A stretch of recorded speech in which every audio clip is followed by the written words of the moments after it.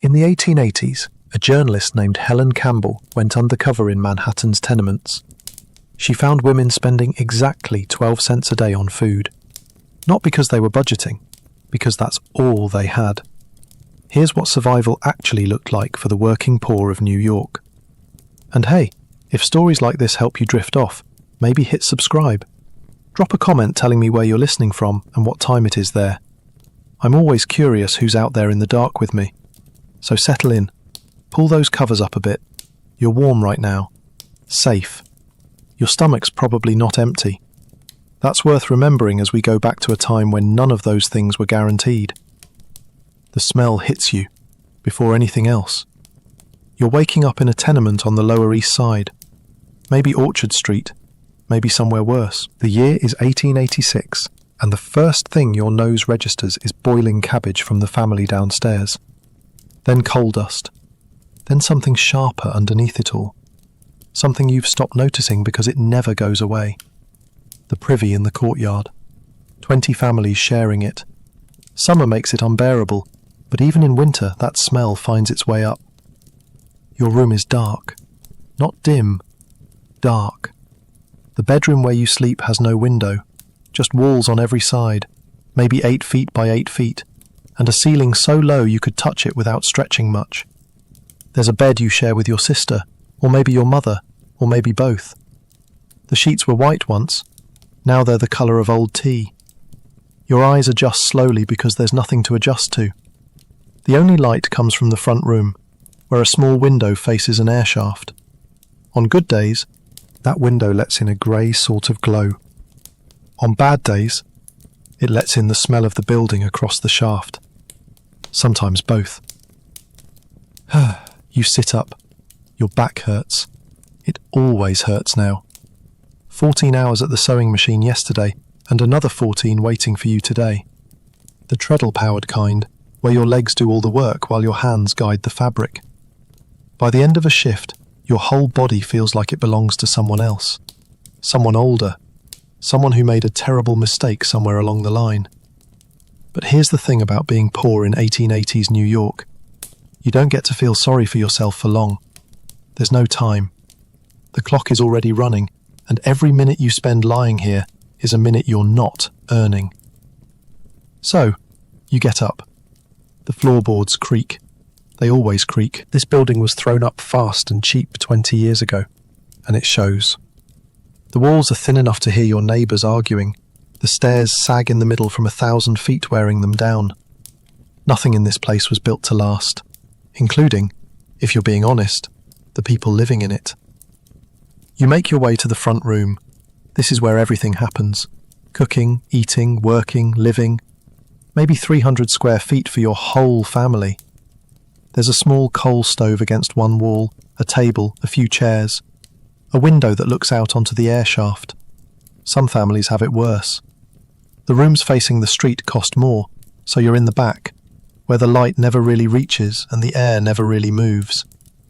On the table, there's breakfast. And this is where we need to talk about money. You have, if you're lucky, about 12 cents to spend on food today. That's you, just you. If there are others, they have their 12 cents too, but right now, let's focus on yours. 12 cents to keep yourself alive for the next 24 hours. Now, 12 cents in 1886 isn't nothing. You can actually buy things with it. But here's the math that nobody explains to you when you're comfortable in the future, lying in your warm bed with your full stomach. A loaf of bread costs 5 cents. Good rye bread, the kind that fills you up and stays with you. The German bakers on the east side make it dense and dark, and the women down here know which bakeries give you the biggest loaves for your nickel. There's a reason a 5-year-old named Bridget knows every bakery within walking distance. Her whole job is finding the best value in bread. She's 5 years old, and she's already an expert in poverty economics. So that's 5 cents for bread. You have 7 cents left. Tea is essential, not a luxury, essential. The water from the street pumps is questionable at best. Those pumps sit a few feet from the outdoor privies, and the soil between them isn't exactly a sophisticated filtration system. People get sick. People die. But boiling water for tea kills whatever's lurking in it. and the caffeine gives you enough energy to make it through another 14-hour shift. Tea is medicine disguised as a hot drink. A month's worth of tea costs about 30 cents. Call it a penny a day, more or less. 2 teaspoonfuls to a cent. So you're down to 6 cents. Cheese, if you can get it, runs about 10 cents a pound. A pound lasts a few days if you're careful. Let's say 2 cents worth today. 4 cents left. Maybe some liverwurst. 15 cents a pound, so call it 3 cents for a small portion. Now you're down to a single cent. That cent might go to milk. A splash for your tea, maybe. Or it might go to the little bit of butter that makes the bread easier to swallow.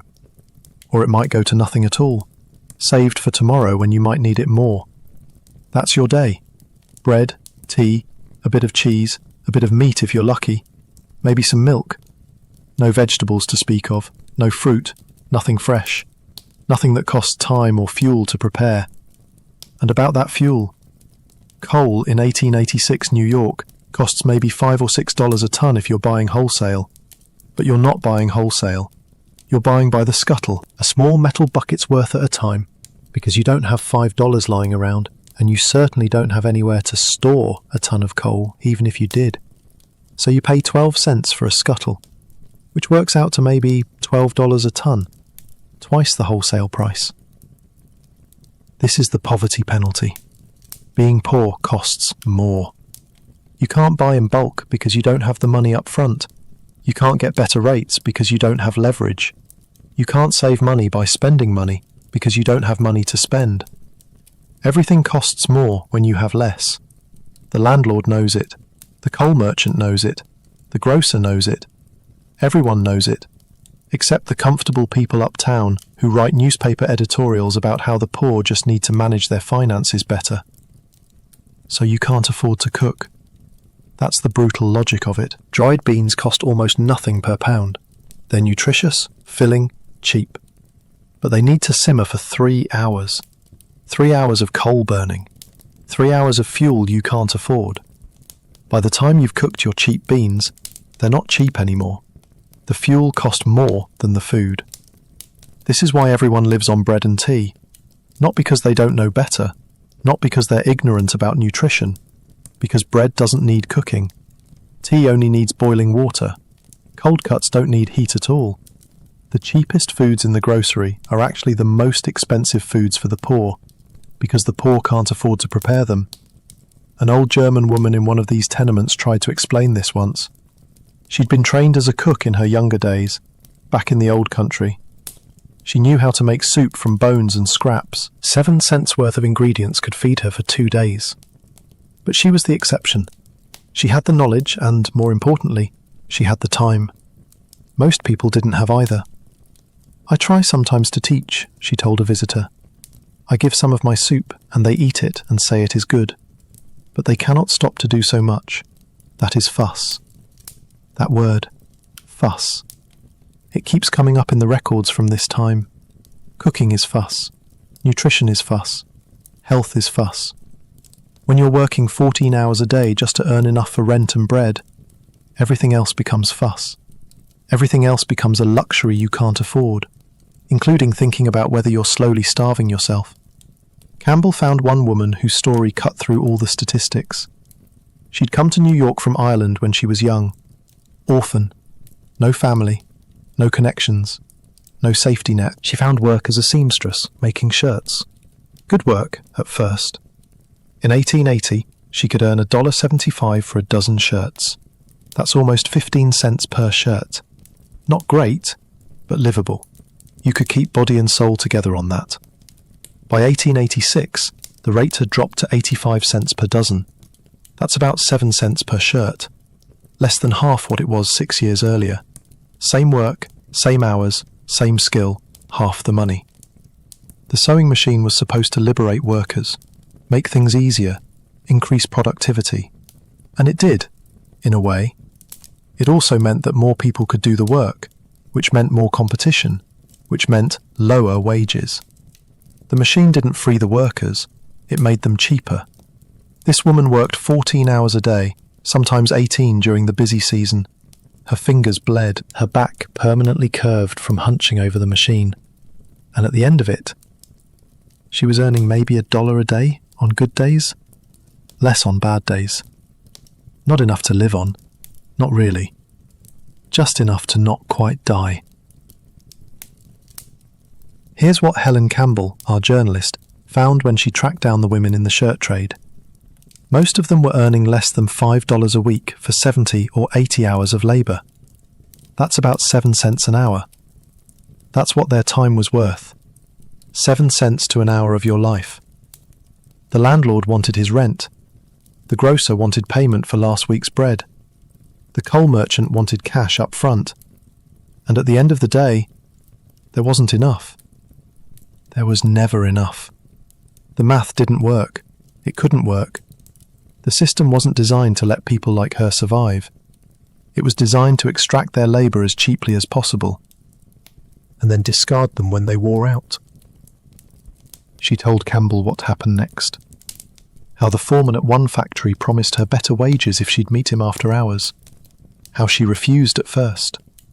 How she kept refusing until she couldn't afford to refuse anymore. How she ended up doing things she swore she'd never do, just to make ends meet. Let God Almighty judge who's to blame most, she said. I tried honest work, I did. I tried it till I give out. That phrase, I tried it till I give out. It comes up again and again in Campbell's records.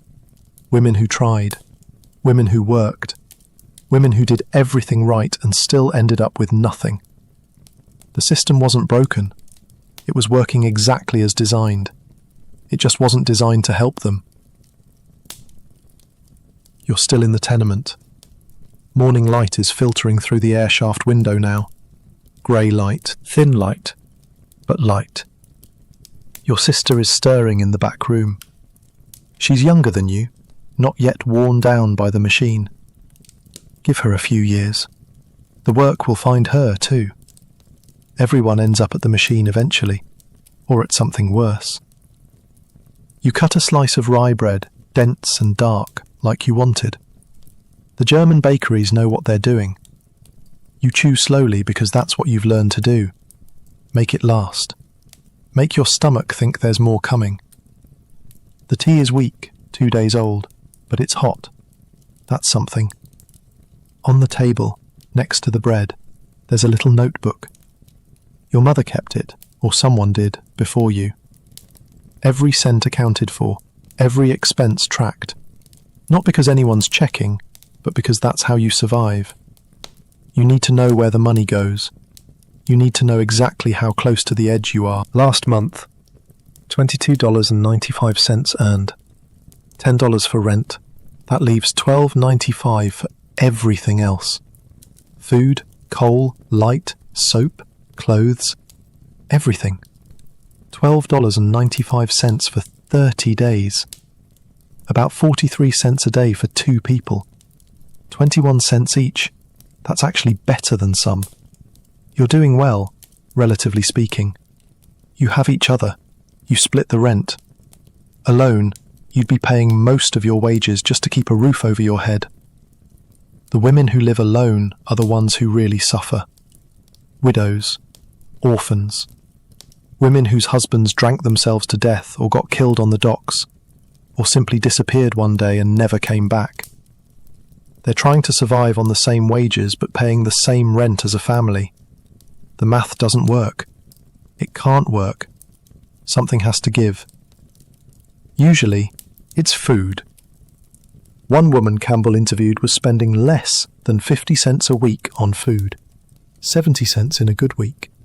Bread, mostly. Rye bread because it's cheaper and denser. Tea because it fills you up and warms you inside. Maybe some cheese if there's a little extra. Maybe some milk on Sunday as a treat. But meat? Almost never. Vegetables? A luxury she couldn't afford. Her body was starting to show it. The pallor, the weakness, the way she moved like someone much older. She was 42. She looked 60. The work and the hunger had eaten away at her from the inside out. But what else could she do? Stop working? Starve faster? Beg on the streets? That's how women ended up in places they didn't want to be. That's how they ended up doing things they never planned to do. The choice wasn't between comfort and discomfort. It was between slow death and fast death. Between keeping your dignity and keeping yourself alive. Most of them chose slowly. Most of them kept working, kept eating their bread and tea, kept wearing themselves down one day at a time. Because at least that way, they could look at themselves in the mirror. At least that way, they could pretend they were still in control of something. The bread is gone now. The tea is cooling in your cup. Outside the window, you can hear the city waking up. Cartwheels on cobblestones, someone shouting in Italian, a child crying, somewhere far away. Time to work. You've got 14 hours ahead of you. 14 hours at the machine, feeding fabric through while your legs pump the treadle. By the end of it, you'll have earned maybe 85 cents, maybe $1 if the work is steady. Enough to do this all again tomorrow. That's the rhythm of life down here. Work, eat, sleep, work. Eat what you can afford, which isn't much. Sleep when you can manage, which isn't long. And work. Always work. Because the alternative is worse. But here's something that might surprise you. People in these tenements laughed. They told jokes. They fell in love and got married and had children, and celebrated holidays and looked forward to things. Not despite the poverty, alongside it. Because human beings are stubborn that way. You can't crush the life out of people entirely. It finds a way to persist, even in the darkest places. The women Campbell interviewed weren't all broken and miserable. Some of them were angry. Some of them were funny. Some of them were sharp as tacks, with opinions about everything and no patience for fools. Poverty didn't make them less human, it just made them human under nearly impossible circumstances. One woman asked if she'd ever considered eating beans instead of bread. Exploded. Beans? What time have I to think of beans? What money to buy the coal to cook them? What you'd want if you sat over a machine 14 hours a day would be tea like lie to put a backbone in you. Tea like lie. That's poetry, even if she didn't mean it that way. The kind of bitter, burning fuel that keeps you moving when everything else has failed. Not nourishment. Survival. There's a difference. You finish your tea. You check your little notebook one more time, though you already know the numbers by heart. Then you head for the door, down the sagging stairs, past the smell that you've learned to ignore, and out into the grey morning light of 1886 Manhattan. The machine is waiting. The nearer the river, the nearer to hell. A carpenter said that once, walking down toward the Hudson with his toolbox. Big man, German maybe. His friend walking beside him, half his size, nodding along and throwing in curses of his own. They were talking about something else entirely, some grievance or another, but those first words stuck. They became a kind of motto for the West Side neighbourhoods, where the poorest of the poor ended up. See, Manhattan had its geography of misery all mapped out. The East Side had its tenements, sure, we just walk through one. But the West Side, especially down toward the river, that was different. That was where you went when you'd fallen as far as you could fall. The docks, the slaughterhouses, the gasworks pumping their smell into the air, streets that never quite dried out, buildings that listed slightly, like they were tired of standing. And the people who lived there? They weren't born to it, most of them. That's the part that catches in your throat. They came from somewhere else, somewhere better. They had different lives once, different expectations. And then, something happened. A husband died, a job disappeared, an illness ate through their savings like acid through cloth, and they woke up one morning in a West Side tenement, wondering how the hell they got there. Let me tell you about one of them. She was a widow, about 50 years old when her story was recorded. No name in the records, just her circumstances. She'd been living in Greenwich Village, that little triangle of old New York where the streets don't make sense and the buildings have character. Respectable neighbourhood, respectable life, the kind of life where you could have the relations over without being ashamed. That mattered to her. You have to understand how much that mattered. Respectability wasn't vanity, it was survival of a different kind. If people talked about you, if your circumstances became known, doors closed, opportunities vanished. The line between poor but decent and fallen was thinner than a sewing needle, and once you crossed it, you didn't come back. So when her husband died, she did what widows in her position did. She held on. She stayed in Greenwich Village as long as she could, spending down her savings to maintain appearances. Because surely something would change. Surely an opportunity would present itself. Surely this was temporary. It wasn't. The money ran out, all of it, and she found herself, at 50 years old, with no clue that any friend could trace. Moving into a west side tenement far toward the North River. Irish neighbourhood. First floor of a big building full of strangers. 2 rooms, one of them a closet where a bed could barely fit, and whatever furniture she'd managed to keep from the old life, the life that felt like it belonged to someone else now. Might have been better to go to the country, she told the woman who interviewed her later. But you see, I wasn't used to the country, and then any work I could get was right here. The work was sewing. Children's suits mostly. Skirts. The kind of detailed handwork that required skill and paid almost nothing. She could sew. So could her daughter, Emmeline. Emmy, she called her. And together, at first, they made it work. We made $15 a week sometimes, she said. We could have got ahead. $15 a week. That's actually pretty good for piecework in 1886. $2 a day or thereabouts. Enough to build something on. Enough to maybe, eventually, climb back out of the hole they'd fallen into. But there was a debt. Her husband's debt. Not much by some standards, but it existed, and she couldn't let it stand against his name. They'd never owed anybody a penny, the two of them. That had been their pride. So she paid it off. Every cent. Cleared his name before she could think about saving anything for herself. And then she got sick. Rheumatic fever. The kind that settles into your joints and never quite leaves. She recovered, mostly. But her strength didn't come back. Not all of it. Not enough. And while she was recovering, the prices kept falling. The rates for piecework kept dropping.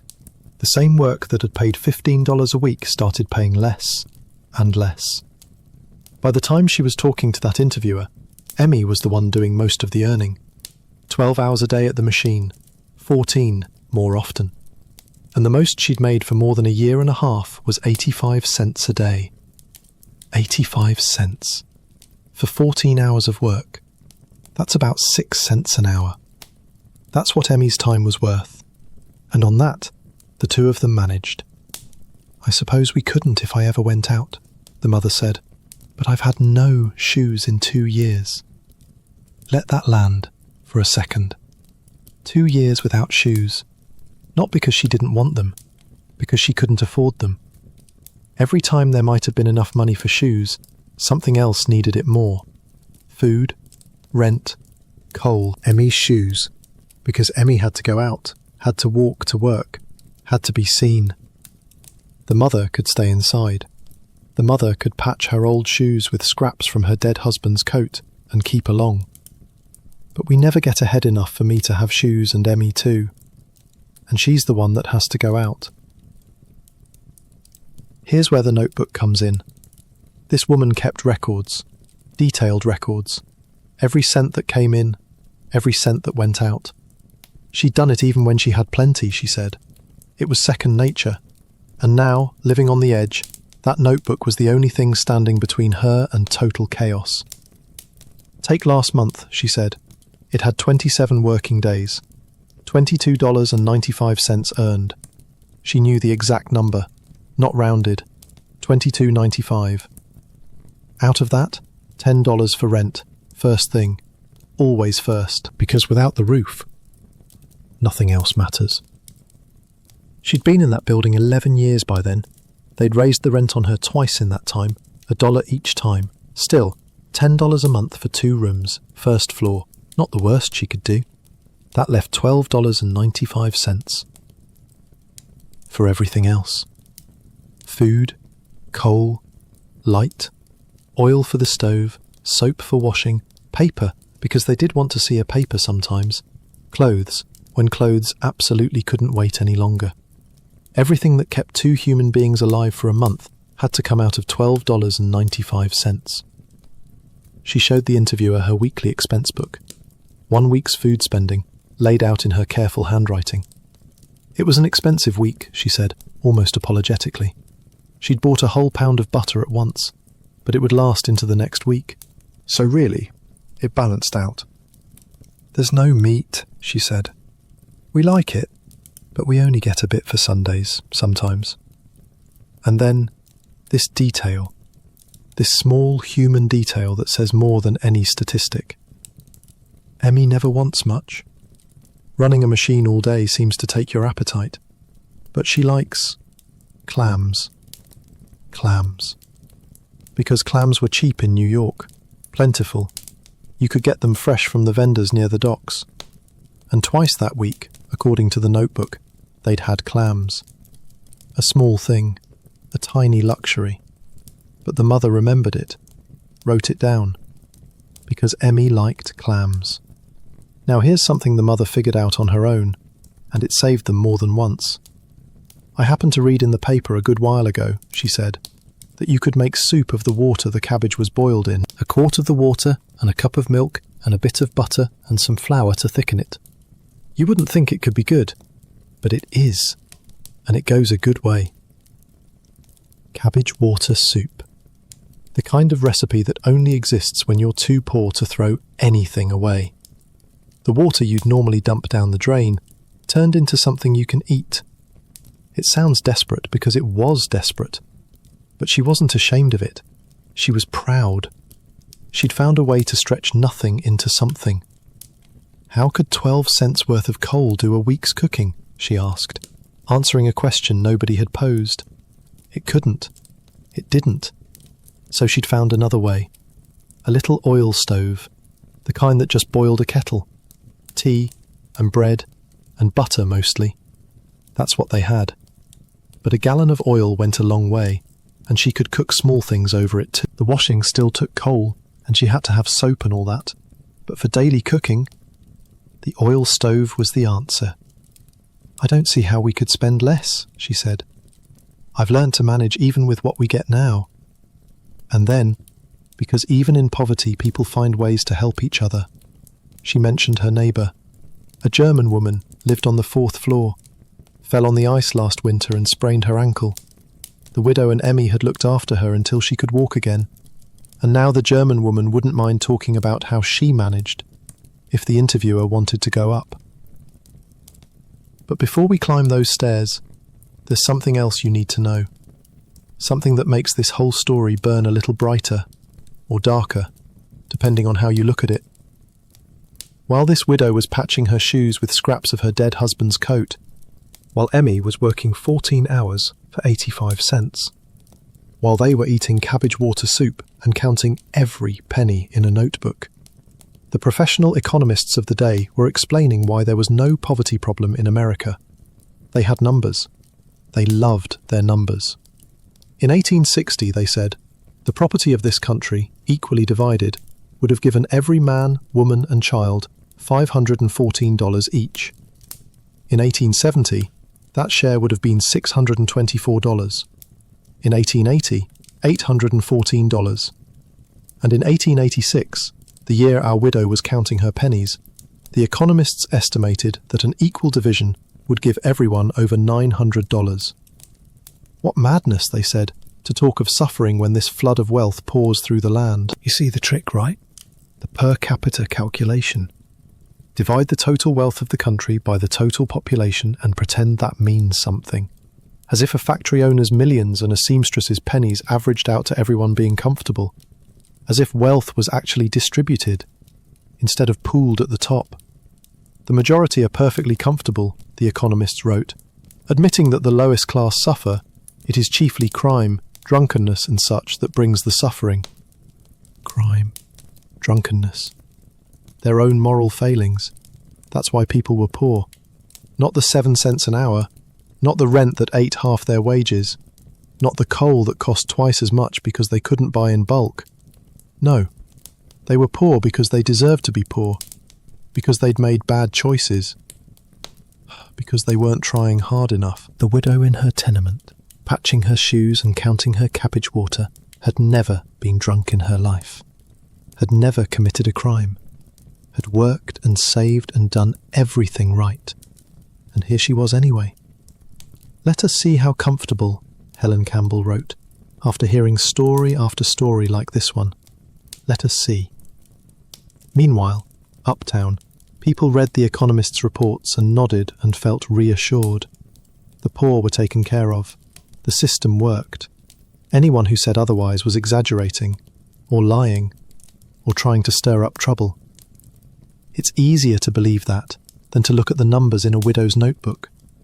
Easier to believe in per capita wealth than in 2 years without shoes. Easier to believe the majority are comfortable than to climb 4 flights of stairs to a 10-foot room where a German woman tries to explain how she survives on 45 cents a day.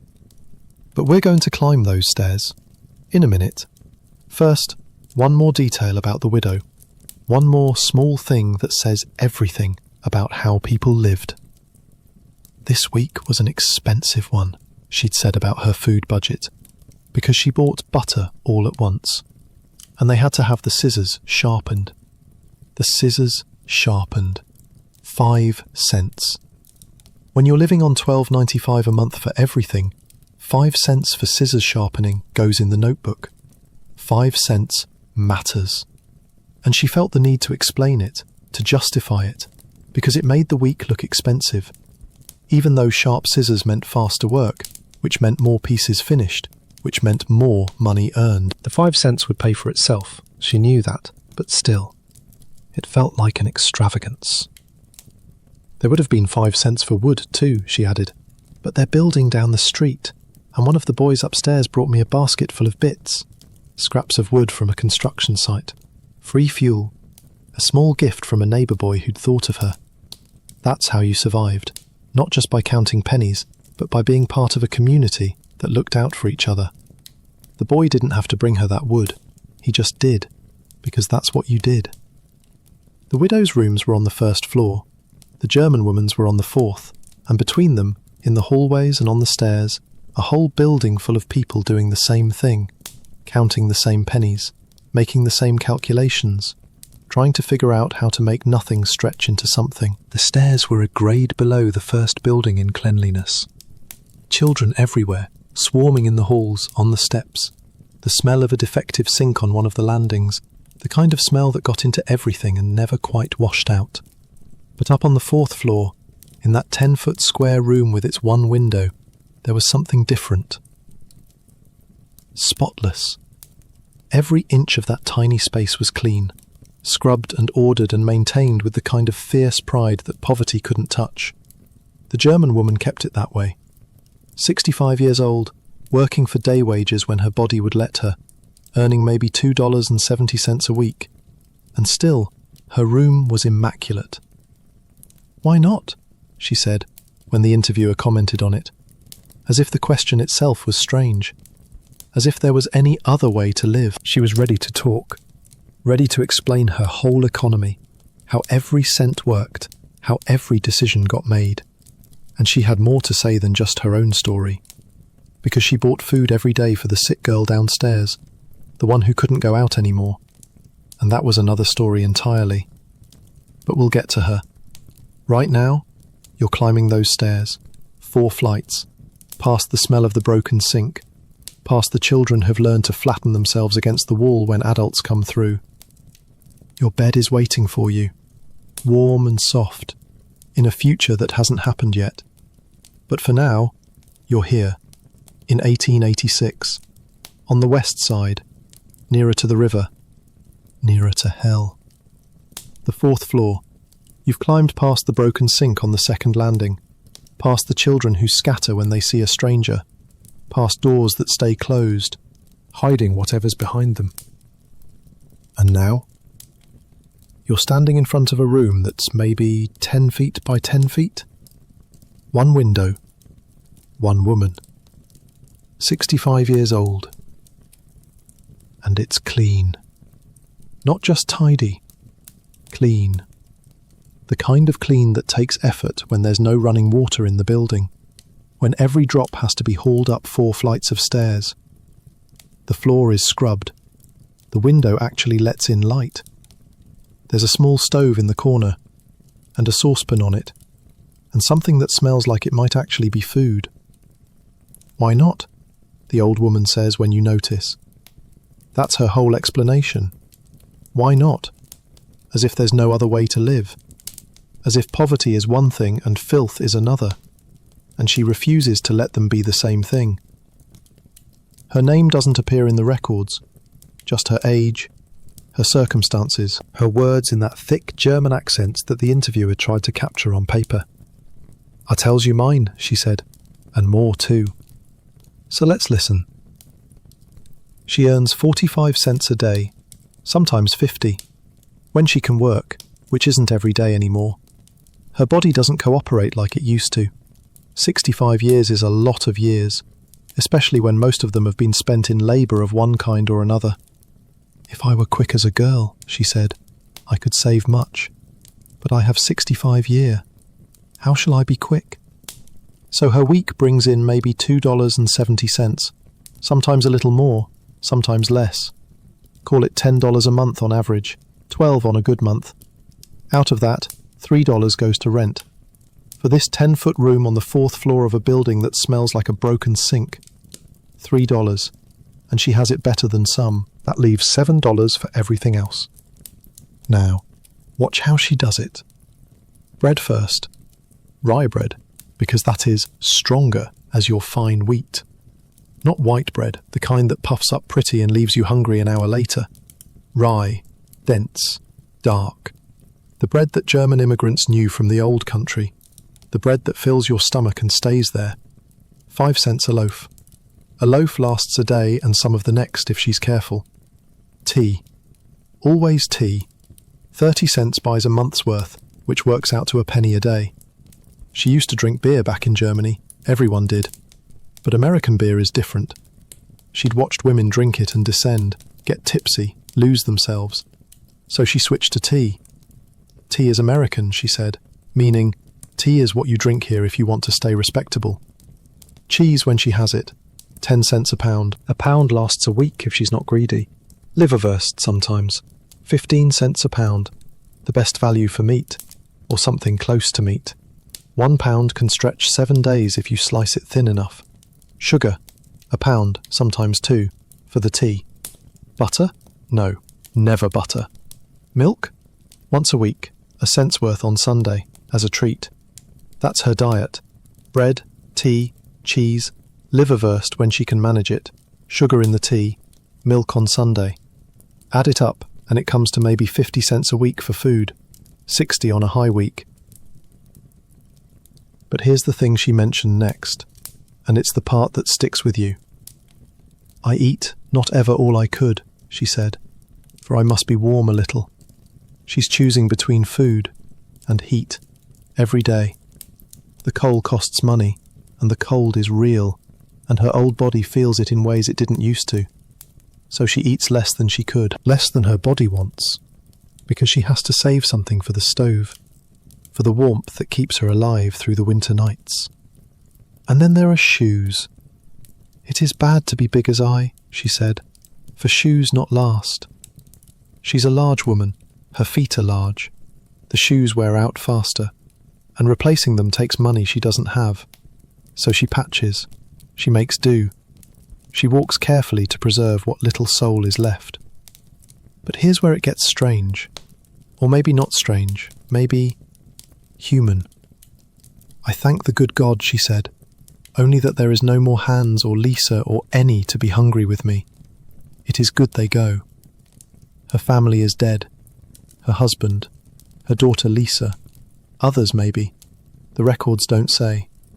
But they're gone, all of them, and she's grateful.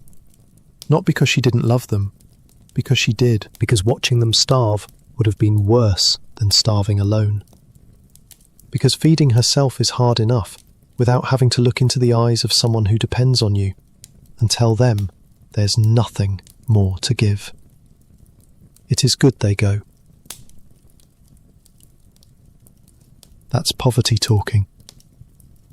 The kind of poverty where death becomes a mercy, where you thank God for emptying your table because at least now you only have to fail yourself. She lives alone in that 10-foot room, scrubs it clean, counts her pennies, eats less than she could, and thanks God that there's no one left to share her hunger. But she's not entirely alone.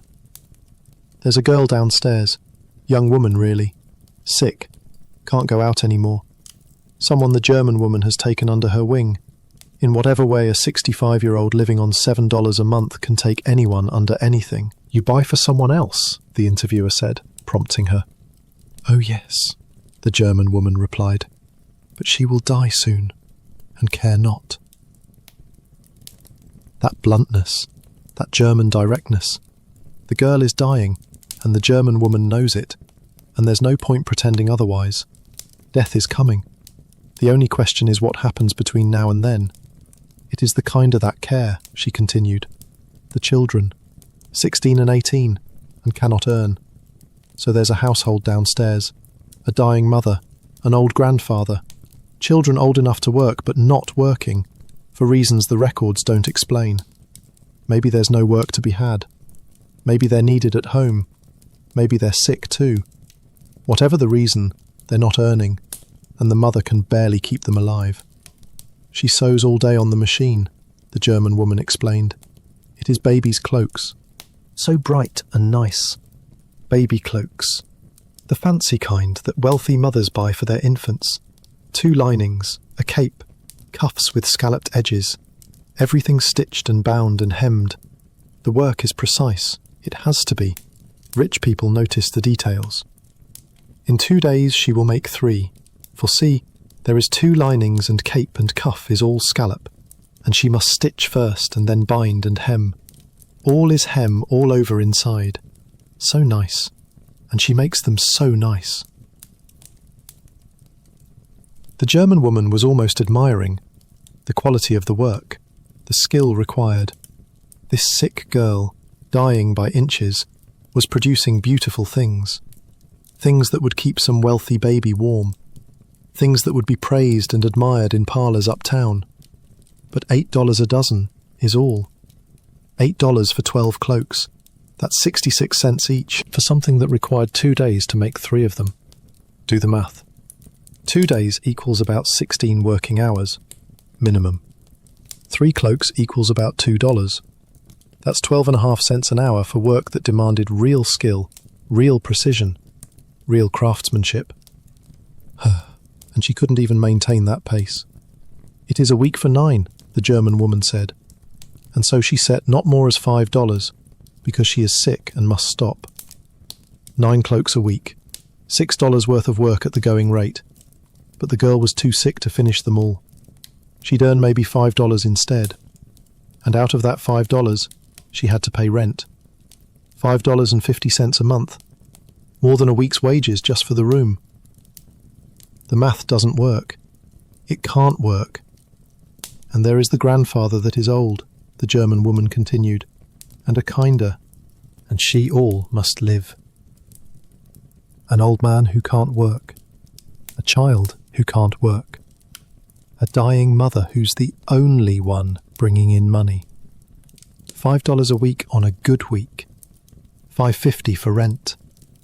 Even before food, before coal, before anything else, they're already in the hole. So, the German woman helps. I pay for her this week $1.60 for bread and tea and potatoes, and some milk and molasses for the kinder on bread and butter a little, but not meat. $1.60. That's nearly a quarter of the German woman's weekly income, given to the family downstairs. For bread, for tea, for potatoes, for the small things that keep people alive.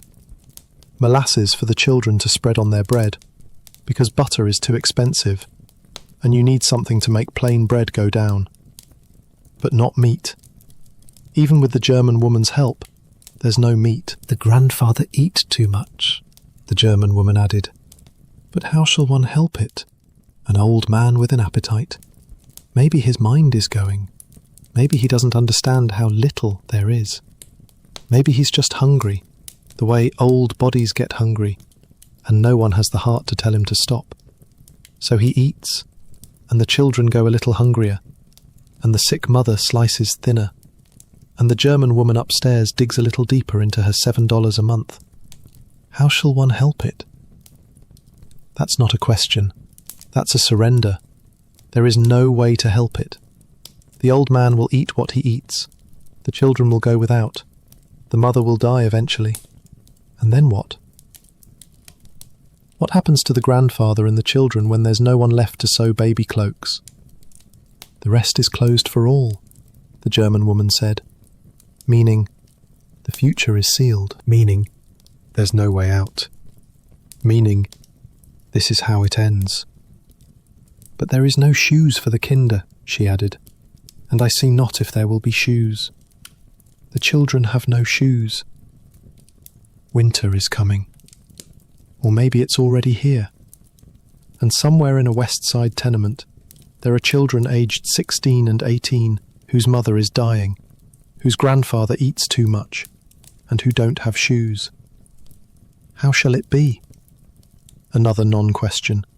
Another surrender. She doesn't know how it will be. Nobody knows.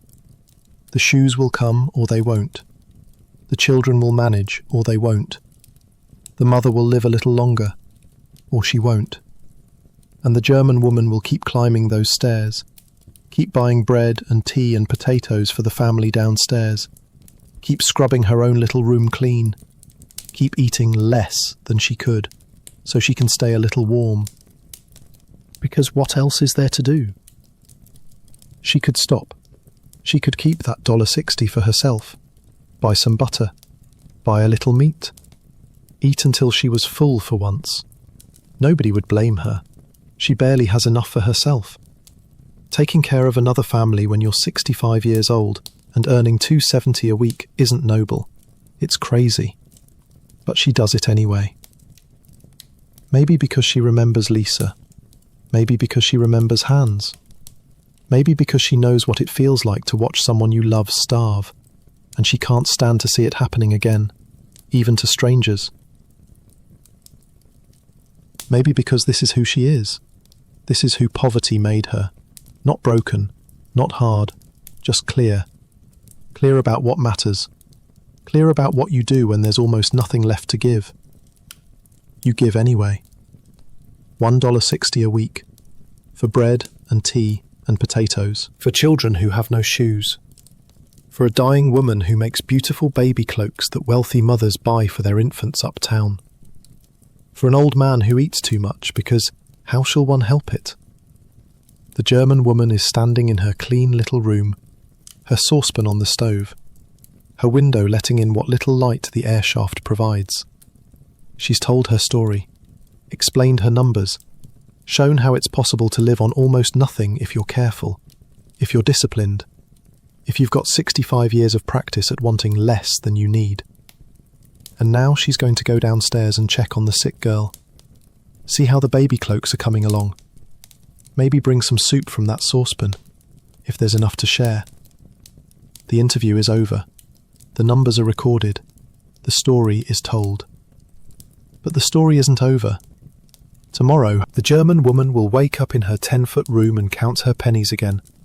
The sick girl will sit at her machine and sew scalloped cuffs onto bright little cloaks. The children will walk barefoot on cold floors. The grandfather will eat too much. And somewhere uptown, a wealthy mother will wrap her baby in one of those beautiful cloaks and never think about the hands that made it. Never wonder about the woman who stitched it while dying. Never imagine the room where it came from, the building, the stairs, the broken sink, the German woman on the 4th floor who buys bread for families that aren't hers because her own family is dead, and she thanks God for it. That's how it works. That's how it's always worked.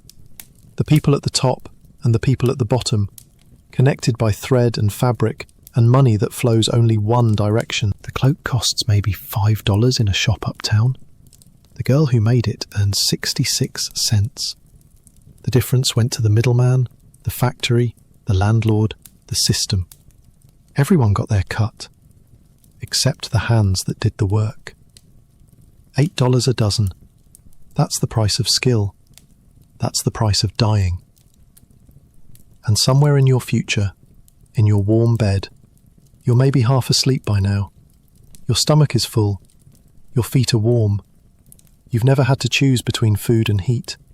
Never had to thank God that your family died so you wouldn't have to watch them starve. But someone did. A lot of someones. In 1886, in tenements you'll never see, in rooms you'll never visit, they made that choice every day. They survived on bread and tea and hope, on charity from neighbours who had almost nothing to give, on the desperate mathematics of poverty. And some of them, somehow, kept their rooms clean anyway. Why not? In the same building, different floor, there was another woman with a different story. Swiss, this one, and she'd fallen a long way to get here. She used to be a lady's maid. Think about that for a second. A lady's maid in the old country, in the grand houses, wearing nice clothes and eating decent food and learning how to cook from the kitchen staff.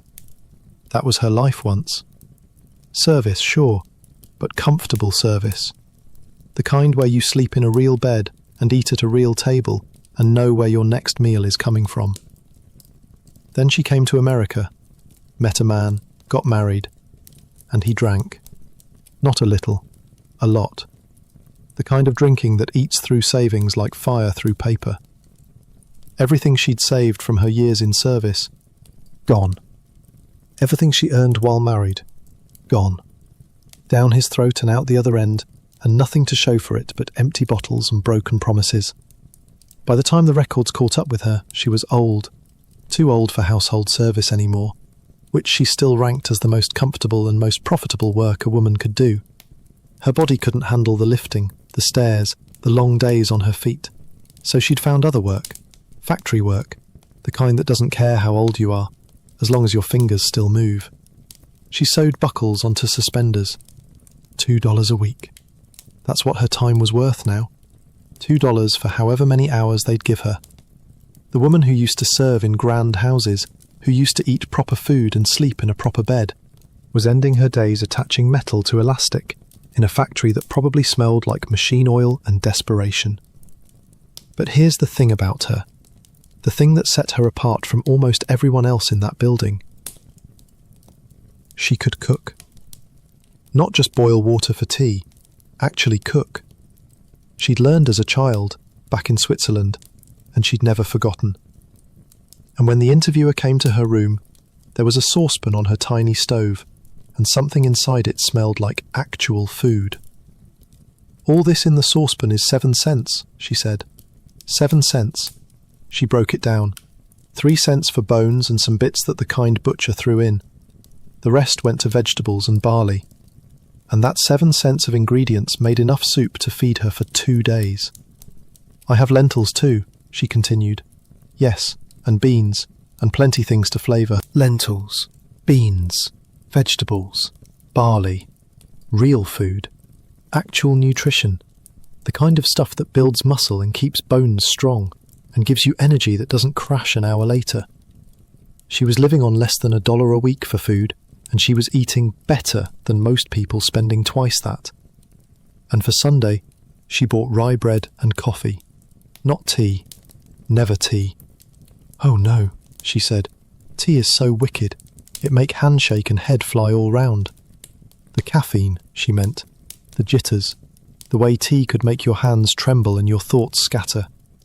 She'd seen what it did to the women around her, how they depended on it, how they couldn't function without it, and she wanted no part of it. "Good soup is best," she said, "and more when one can. Vegetable is many and salad, and when I make more dollar, I buy some egg, but not tea." She had opinions about bread too. "Not big loaf of white bread," she said. "That swell and swell inside, and when it is gone, leave one also empty." White bread, The cheap American stuff that looked impressive and filled your stomach for an hour and then left you hungrier than before. She'd figured out what the nutritionists wouldn't prove for another 50 years. White bread was mostly air. It puffed up pretty but gave you nothing to hold on to. The dense rye bread, the dark stuff from the German bakeries, that was what kept you going.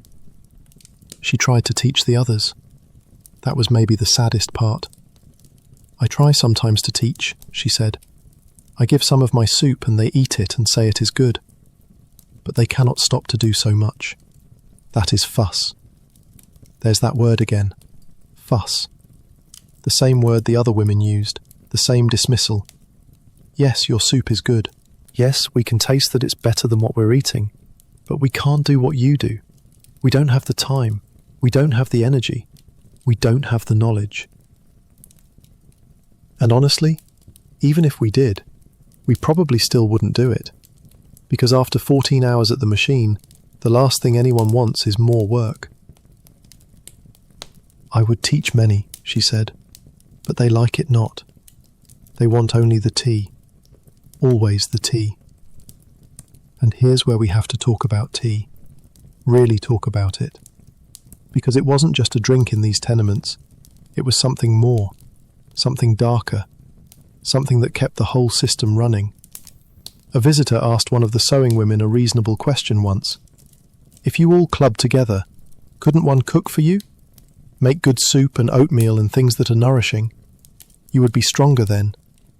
And the woman shot back. Stronger for what? Let that sit for a moment. Stronger for what? More hours at the machine, she continued. More grinding your own flesh and bones into flour for them that's over us. That's not self-pity. That's clear-eyed analysis. She understood exactly what was happening. Her body was fuel. Her labour was the product. And the people at the top were extracting every last bit of value from her before she burned out. Getting stronger wouldn't help her. It would help them. She'd just last longer before she broke down. She'd produce more before she died. So why bother? The visitor pressed a little, suggested they could club together, pool resources, take turns cooking.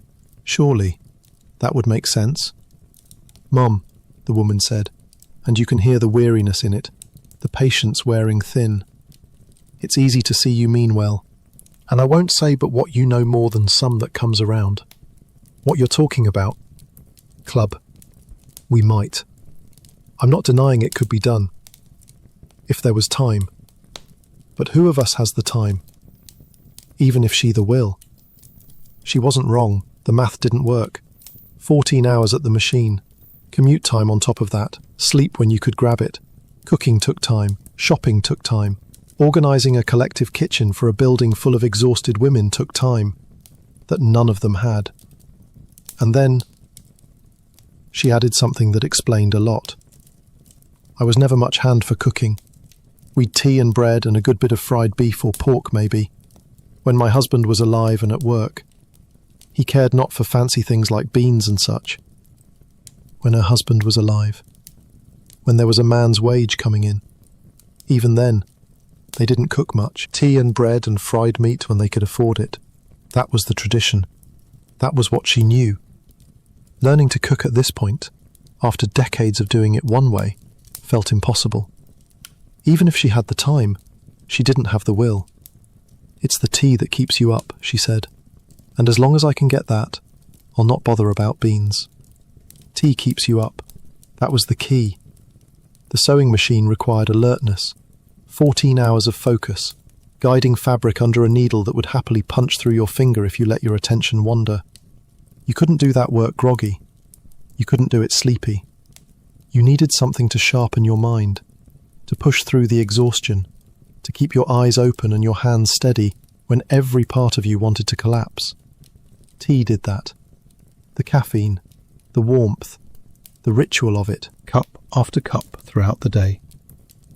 Keeping the edge on, keeping the fingers moving, keeping the treadle pumping. The records noted this connection. Tea and the sewing machine, someone wrote, are naturally inseparable allies. And so long as the sewing women must work 14 hours daily, they will remain so. The tea delayed digestion, suppressed appetite, let you work longer on less food. It was the perfect drug for an exploited workforce. Not strong enough to be illegal, not expensive enough to be out of reach, just effective enough to keep the machines running. One woman described the hunger that broke through sometimes. Once in a while, she said, you get raging, tearing hungry. Seems as if you'd swallow a teapot or anything handy to fill up like. Raging, tearing hungry. The kind of hunger that stops being a background sensation and becomes a scream. The kind that makes you want to eat anything, everything, your own hand if it came to that. But that ain't often, she added. Lucky for us. Lucky.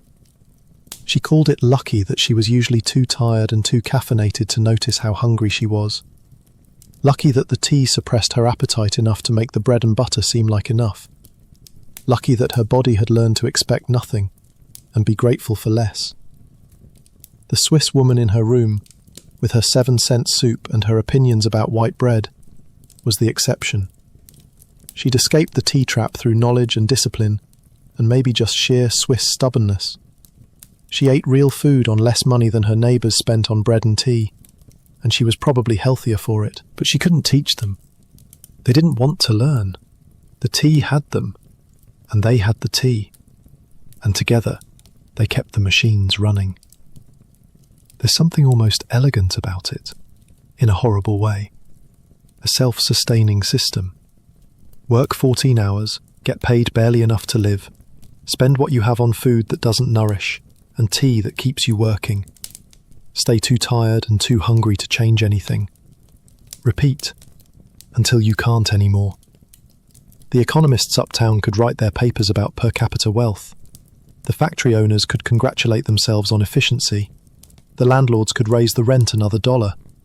And down in the tenements, women were grinding their flesh and bones into flour for them that's over us, and calling it lucky when they were too tired to notice. Stronger for what? That question hung in the air of every tenement kitchen. Every time some well-meaning reformer suggested better nutrition, more exercise, self-improvement. Stronger for what?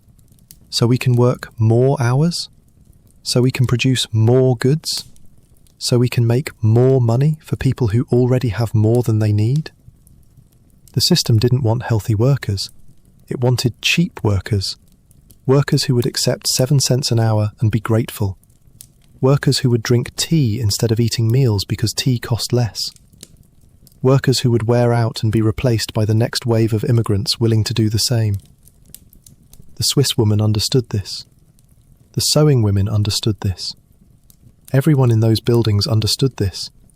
They just couldn't do anything about it. So they drank their tea. They ate their bread. They sat at their machines and pumped the treadles and guided the fabric and watched the clock and tried not to think about tomorrow. And somewhere in that building, on that 4th floor, an old Swiss woman stirred her 7-cent soup and wished someone would let her teach them. Just one person. Just someone who wanted to learn. But they liked it not. Always the tea. The afternoon is wearing on now. You're still in 1886, but the light through the airshaft windows is starting to shift. Golden, almost. The kind of light that makes even the saddest places look briefly beautiful. The sewing machines are still whirring. You can hear them through the walls, through the floors. That constant mechanical heartbeat. Somewhere in this building, Emmy is hunched over her work, earning her 85 cents. Somewhere else, the sick girl is stitching scalloped cuffs onto baby cloaks. Somewhere else, a woman is pouring herself another cup of tea because it's the only thing keeping her eyes open. The Swiss woman had her own history with drink, in a way. Not her own drinking, her husband's. She'd watched alcohol do to a man what the sewing machine did to these women. Consume everything. Leave nothing behind but the shell of what used to be a person. Maybe that's why she avoided the tea.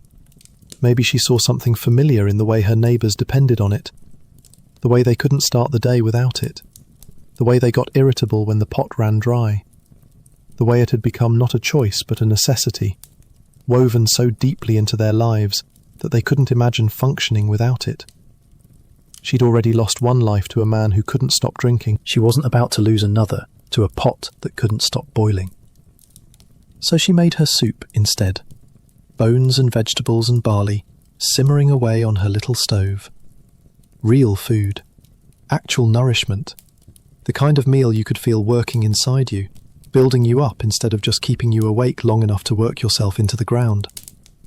3 cents for bones. The butcher threw in some bits for free because she was old and polite and probably reminded him of someone. The rest went to whatever vegetables were cheapest that day. Cabbage, usually. Onions when she could get them. Potatoes if there was a little extra. Barley to thicken it, to give it body, to make it stick to your ribs in a way that bread and tea never could. 7 cents. 2 days of eating. Real eating. Not the hollow fullness of white bread, not the jittery alertness of tea, just food doing what food was supposed to do. And when she had a little more, she bought eggs. Because eggs were protein. Eggs were strength. Eggs were the closest thing to meat that $1 a week could buy. But not tea. Never tea. The irony is that she probably could have taught them. These women weren't stupid. They were exhausted and trapped. But they weren't stupid. If someone had given them the time, the energy, the space to learn, they could have figured out what the Swiss woman knew. They could have made soup instead of buying bread, could have spent less and eaten better, could have broken the cycle, maybe, 1 pot of bones at a time.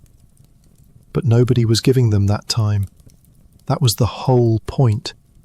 The system ran on their exhaustion. It needed them too tired to think, too desperate to organise, too dependent on tea to imagine any other way. Change required energy, and energy was exactly what the factories were extracting. 14 hours at the machine, 7 cents an hour maybe, legs pumping the treadle until your hips ached, fingers guiding fabric until they cramped, eyes focused on the needle until everything else blurred. And at the end of it, what did you have? 85 cents if you were lucky. Enough to do it again tomorrow. Enough to pay the rent. Enough to buy bread and tea and keep yourself alive just long enough to work yourself to death. Stronger for what? Indeed. The Swiss woman stirred her soup and thought about the grand houses where she used to work. The kitchens with their copper pots and their roasting spits and their bins full of flour. The meals she'd helped prepare for people who never thought twice about where their food came from. The leftovers that the servants got to share after the masters were fed. That was another life, another country, another woman, almost.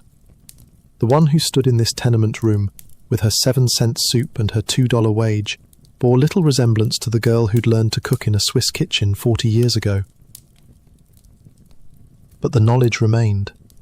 You could take everything else away, the savings, the husband, the youth, the hope, but you couldn't take the knowledge.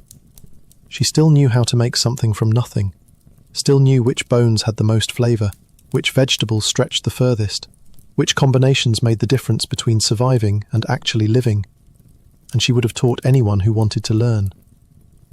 But they liked it not. They wanted only the tea. On the 4th floor of a West Side tenement, in a room that measured 10 feet by 10 feet, an old Swiss woman stirred her soup and wished someone would listen. In the rooms below, women hunched over sewing machines and drank their tea and counted the hours until they could collapse into bed. Somewhere upstairs, the German woman was probably buying groceries for the sick girl's family, spending money she didn't have on bread she couldn't afford. And outside, the sun was starting to set over the Hudson River. The nearer the river, the nearer to hell, someone had said. But even hell had its moments of beauty. Even here, in the worst of it, the light could turn golden for a few minutes before dark. You're watching it now. That light. Coming through the air shaft window, catching the dust in the air, making everything look almost peaceful. Almost. But the machines are still running, the tea is still boiling, and tomorrow will be exactly like today. Unless someone decides to learn how to make soup. But that's not going to happen. Not today. Probably not ever. The system is too strong, the exhaustion too deep, the tea too easy. Change would require something breaking, and nothing is breaking yet. Not visibly. Not yet. So the Swiss woman stirs her soup, and the sewing women drink their tea, and the machines keep running, and the sun keeps setting, and 1886 keeps grinding forward, one day at a time. Always the tea, always the machine, always tomorrow. Helen Campbell didn't trust the economists. That's the first thing you need to know about her. She'd read their papers, heard their speeches, watched them wave around census figures like magic wands, as if numbers on a page could make poverty disappear. $900 per capita, they said, the wealth of the nation, equally divided. What madness to talk of suffering. She thought that was garbage, said so too, called them blind as bats to any figures save their own. So she did something different. She went amongst the people themselves, door to door, tenement to tenement, upstairs that sagged and down halls that stank, knocking on doors and asking questions that nobody with money had bothered to ask. How do you live? What do you eat? Where does the money go? Simple questions, devastating answers. One after another, the cases on the west side gave their testimony. The widow with her notebook, the German woman with her 7-cent soup, the Swiss woman who used to be a lady's maid, the sick girl making baby cloaks. Story after story, door after door, the same brutal arithmetic playing out in different rooms. And when Campbell added it all up, when she looked at the pattern that emerged from all those individual stories, she found something that the economists had missed entirely. 90 cents. That was the average. 90 cents per week per person for food. Not the fancy stuff, not even the adequate stuff, just the absolute minimum that kept a human being walking and talking and working. Baker's bread, tea, sugar, a little milk, a little butter, a bit of meat once or twice a week, if you were lucky. 90 cents a week, about 13 cents a day. That's what survival cost in 1886 Manhattan, if you stripped it down to nothing, if you cut every corner, if you ate only what you needed to keep breathing, and most people couldn't even manage that without sacrifice. The German woman on the 4th floor spent less than that. 50 cents a week, sometimes 60.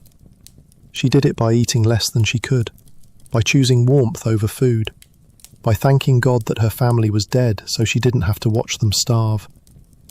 The widow downstairs spent more, but she had Emmy to think about. And even then, no meat except Sundays, no shoes for 2 years. Every penny tracked in a notebook because the margin for error was exactly 0. The sick girl making baby cloaks couldn't even earn enough to hit that 90-cent average. $5 a week for a household of 4. That's $1.25 per person. Subtract $5.50 for rent, and you're already in the hole before you've bought a single loaf of bread. Campbell found this pattern everywhere she went, the same foods appearing on the same tables, the same calculations being made in the same cramped kitchens. It wasn't that these women lacked imagination. It wasn't that they didn't know about vegetables or beans or the nutritional value of a balanced diet. It was that the system had them trapped. See, everything in those tenements was bought in small quantities, not because people wanted it that way, because they had no choice. Coal by the scuttle, 12 cents for a bucket's worth, which sounds reasonable until you realise that a ton of coal cost maybe $5 or $6 if you bought it all at once. By the time you'd filled enough scuttles to make a ton, you'd spent $12, double the price. Wood by the bundle, oil by the quart, provisions sold in tiny amounts at maximum markup. The grocer knew, the coal merchant knew, the landlord knew. Everyone who sold anything to the poor knew exactly what they were doing. You couldn't buy wholesale because you didn't have the money up front. You couldn't store in bulk because you didn't have the space.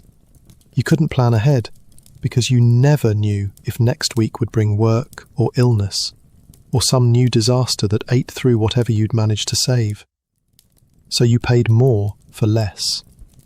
Day after day, scuttle after scuttle, bundle after bundle. The poverty penalty applied to everything you touched, and the same fact applied to all provisions sold. That's the part that burns, if you let yourself think about it.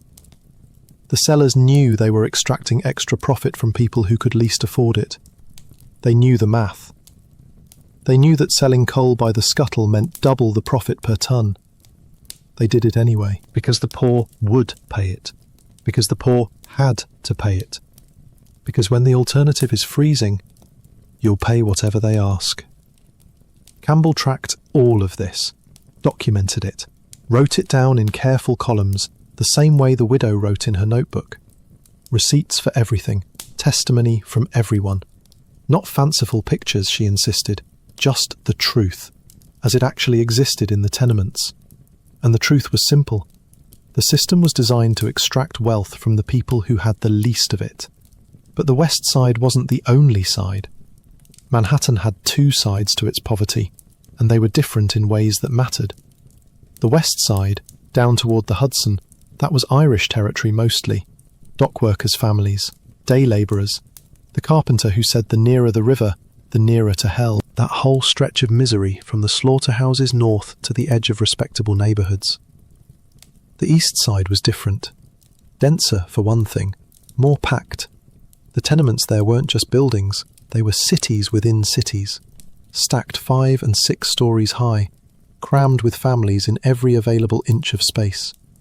And the people were different too. Germans in Kleindeutschland, Little Germany they called it, whole blocks where you could walk for hours and never hear a word of English. Bakers making that dense rye bread, butchers selling liverwurst and blood sausage, beer halls where the men gathered after work. A culture transplanted whole from the old country, trying to survive in the new one. Russian Jews arriving by the thousands, fleeing pogroms that most Americans couldn't imagine, settling in the blocks around Rivington Street, Hester Street, Division Street, bringing their trades with them, tailoring mostly, the needle trades. Men and women and children bent over sewing machines in rooms that were also kitchens, that were also bedrooms. Italians in the Mulberry Bend. The worst blocks in the city, some said. Bandits Roost, Bottle Alley. Names that told you everything you needed to know about the reputation of the place. Rag pickers and labourers, the newest arrivals, taking whatever work they could find at whatever wages were offered. Each group had its own version of poverty, its own food, its own customs, its own ways of stretching nothing into something. The German women made soups like the Swiss woman did, when they could. The Jewish families observed the Sabbath even when there was barely bread to bless. The Italian grandmothers kept their kitchens clean the way the German woman kept her room clean, because some things you held on to no matter what. The Jewish tailors on the East Side worked in conditions that made the West Side look almost comfortable. Whole families in a single room, father at one machine, mother at another, children pulling threads and sorting buttons and doing whatever small tasks their small hands could manage. The work never stopped. Dawn to midnight, sometimes later. 15 hours, 16 hours, 18 during the busy season when the orders piled up and the contractors demanded more. They called it the sweating system, and they weren't being poetic. A contractor would take a bulk order from a factory, then he'd farm it out to tenement workers, paying by the piece, keeping the difference as profit. The workers got less than factory rates. The contractor got his cut. The factory got its goods without having to worry about workspace or conditions, or how many children were being worked half to death in the process. In one room on Essex Street, a family of 6 made knee pants. The pay was 45 cents a dozen. Think about that. 45 cents for 12 pairs of pants. Each pair required cutting, stitching, finishing. Figure 4 or 5 hours of work for a dozen, minimum, divided among the whole family. That's less than 10 cents an hour split between 6 people. Pennies per person, per hour of labour. And they were grateful for the work, because without it, there was nothing. The Italian neighbourhoods had their own rhythm. organ grinders on the corners, vegetable vendors pushing carts through the streets, the smell of garlic and olive oil in buildings where the stairs creaked in different languages than the West Side stairs. The rag pickers worked those blocks. Men and women who went through the city's trash looking for anything that could be sold. Bones for the glue factories, rags for the paper mills, bits of metal, scraps of leather, anything with value. They'd push their carts through the streets at dawn, picking through what others had thrown away, converting garbage into survival. At the bottom of that hierarchy were the children, the newsboys, the boot blacks, the little ones who sold matches on corners or swept crossings for tips. Some of them had families, some of them didn't. Some of them slept in doorways or under docks, or in the makeshift shelters that grew up in vacant lots. These weren't orphans necessarily. Plenty of them had parents who needed every cent the children could bring home. Parents who couldn't afford to let their kids be kids, because childhood was a luxury, and luxuries cost money. A boy selling newspapers could make maybe 30 cents a day if he was good at it, if he was loud enough, quick enough, knew which corners got the most traffic. That 30 cents went straight home, not to his pocket, not to his future, to tonight's dinner, if there was going to be one. The math was the same everywhere. That was the thing Campbell kept finding. Different neighbourhoods, different nationalities, different traditions, but the same brutal arithmetic underneath it all. 90 cents a week for food on average.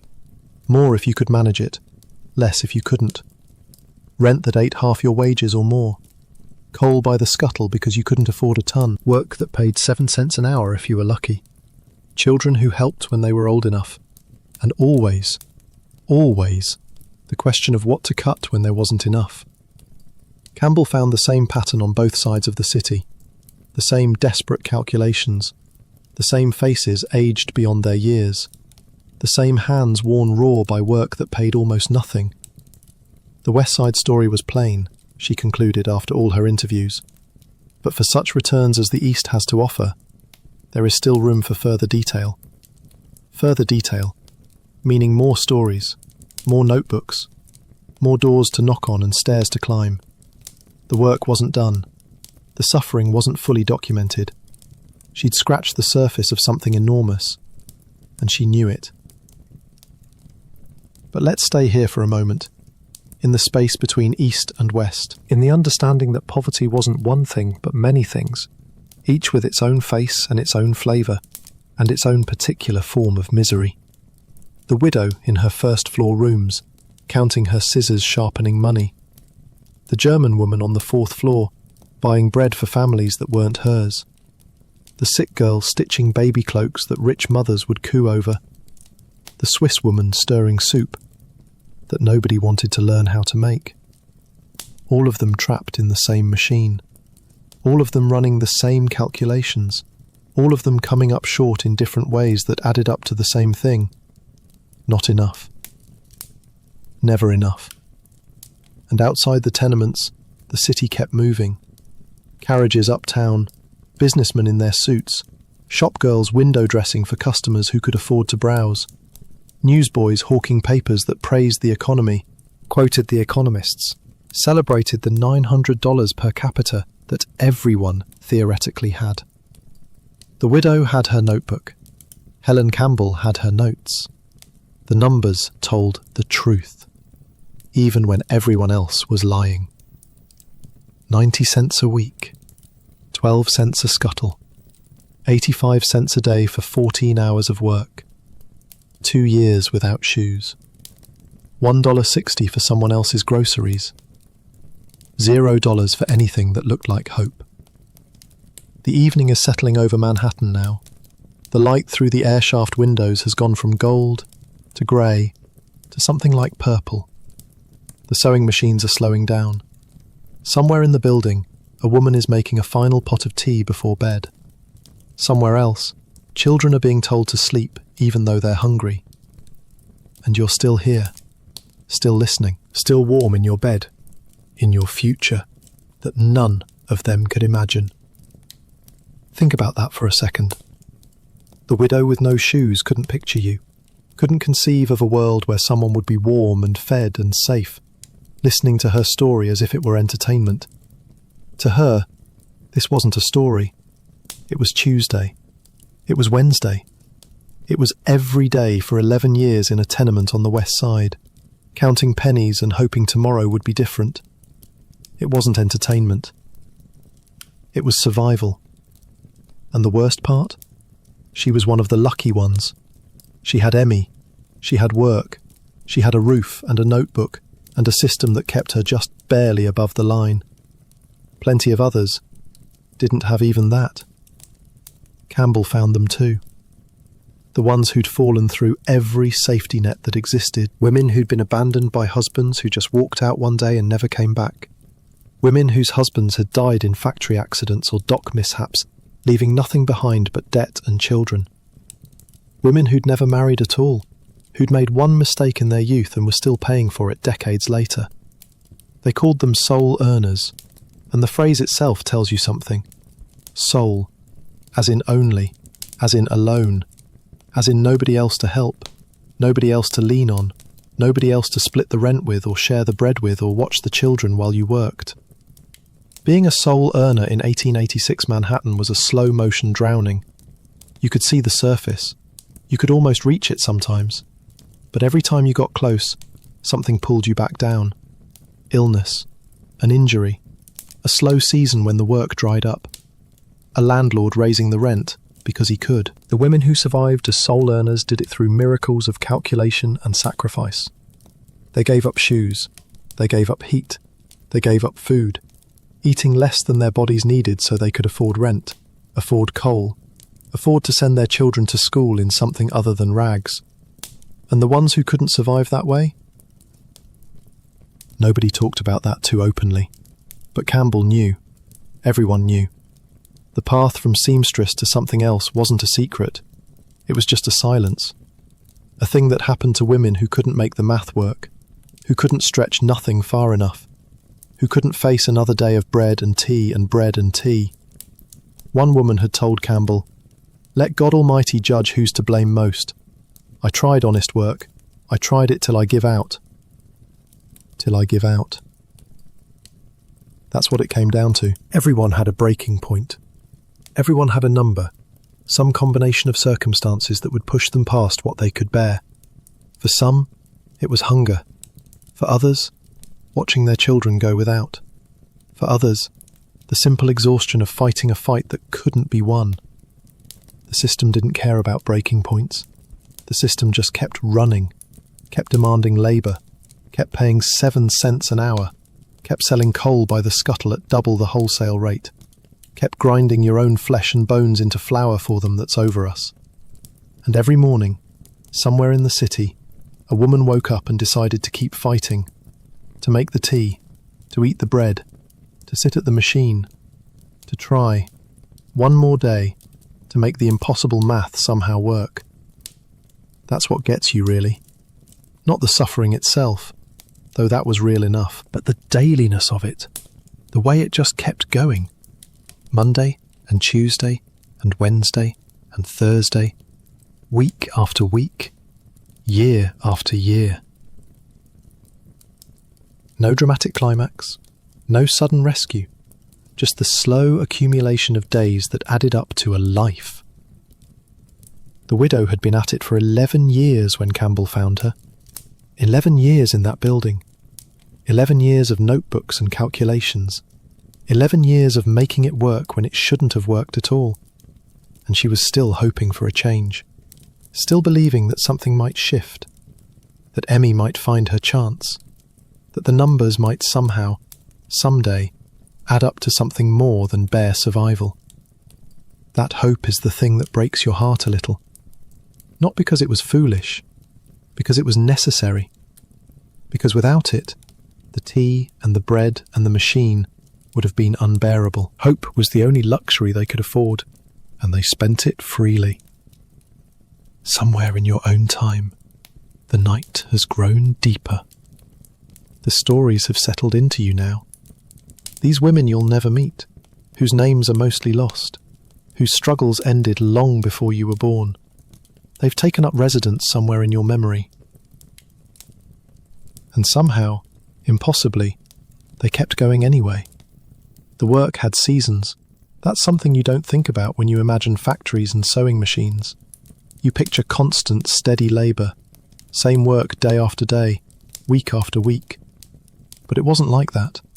The garment trade had busy times and dull times, and the difference between them could mean the difference between surviving and sinking. The busy season hit in late summer and early fall, when the factories geared up for winter clothes, coats, suits, heavy things that took time to make. That's when the piece rates were best, when there was more work than hands to do it, when a skilled seamstress might actually get ahead for once. Then came the dull season, the dead months when orders dropped off and contractors stopped sending work, and whole floors of tenement workers sat idle at their machines. January, February, March. The coldest months of the year, when you needed coal the most, and that's exactly when the income dried up. Children's suits with skirts and such things, the widow had said. That's what she and Emmy sewed during the dull seasons. The lighter stuff. The work that nobody else wanted because the pay was worse. But something was better than nothing, and they'd learned not to be picky. In the busy season, she'd said, we made $15 a week sometimes. $15. That was real money. That was the kind of money you could actually live on. Rent paid with room to spare. Food that included more than bread and tea. Maybe even a little put aside for the next dull season, for the next emergency, for the next time the math didn't work. We could have got ahead, she said. Could have. The saddest words in the language. There was a debt, see? Her husband's debt. Not much, probably, by the standards of people with money, but it existed, this claim against his name, and she couldn't leave it standing. We'd never owed anybody a penny, she explained. That had been their pride, hers and her husband's. The one thing they'd held on to through everything else. They paid what they owed. They didn't take charity. They didn't leave debts behind. So she'd paid it off. Every cent, cleared his name, did the honourable thing. And then, the rheumatic fever hit. That's how fast things turned. 1 month you're earning $15 a week and thinking about getting ahead. The next month you're flat on your back with a fever that settles into your joints and never quite leaves. And by the time you're well enough to work again, if you ever really are, the prices have dropped and the good times are over, and all that talk about getting ahead feels like a joke someone told a long time ago.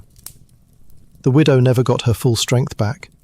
She could help with small things, light work, but the 14-hour days at the machine were beyond her now. That burden fell entirely on Emmy. Emmy was an expert. Her mother said that with something like pride. I never knew her make a mistake. The girl could sew anything, do it fast, do it right, but expert or not, the rates kept falling. 18 months of working 12 and 14-hour days, mostly 14, and the most Emmy had made in all that time was 85 cents a day. That's where they lived now, in that narrow space between what used to be and what was. Emmy working herself raw at the machine, her mother keeping the books, patching her shoes with scraps from her dead husband's coat, hoping for a change. I'm always hoping for a change, she'd said. And a chance for Emmy. A chance. That's what mothers wanted for their daughters, even in places like this, especially in places like this. Not the same life repeated, not another generation at the machine, wearing out their eyes and their backs and their youth for 7 cents an hour. Something better, something different, a chance. What that chance might look like she probably couldn't say. Maybe Emmy would meet someone, a man with a steady job, a man who didn't drink, a man who would take her away from this building and this neighbourhood and this endless grinding poverty. Maybe Emmy would find different work somehow, something that paid better, something that didn't require 14 hours of treadle pumping just to earn less than $1. Or maybe nothing would change. Maybe Emmy would grow old at that machine, just like the women around her were growing old. Maybe in 20 years she'd be the one patching her shoes with scraps, the one counting pennies in a notebook, the one hoping for a change that never came. That's the thing about hope. It doesn't need to be realistic to keep you going. The widow kept to herself mostly. She said that clearly. It always seemed to me best to keep quite to myself, for many reasons. She didn't elaborate on the reasons. Didn't have to. In a building full of strangers, in a neighbourhood where everyone was struggling, keeping to yourself meant avoiding entanglements, meant not getting pulled into other people's disasters, meant protecting the little you had from the many hands that might reach for it. But she wasn't alone. Not entirely. There was the German woman on the 4th floor, the one who fell on the ice last winter and sprained her ankle. And we saw to her well as we could till she got better, the widow said. Saw to her, meaning checked on her, brought her food probably, helped her up and down the stairs, did whatever needed doing for an old woman who couldn't walk and had nobody else.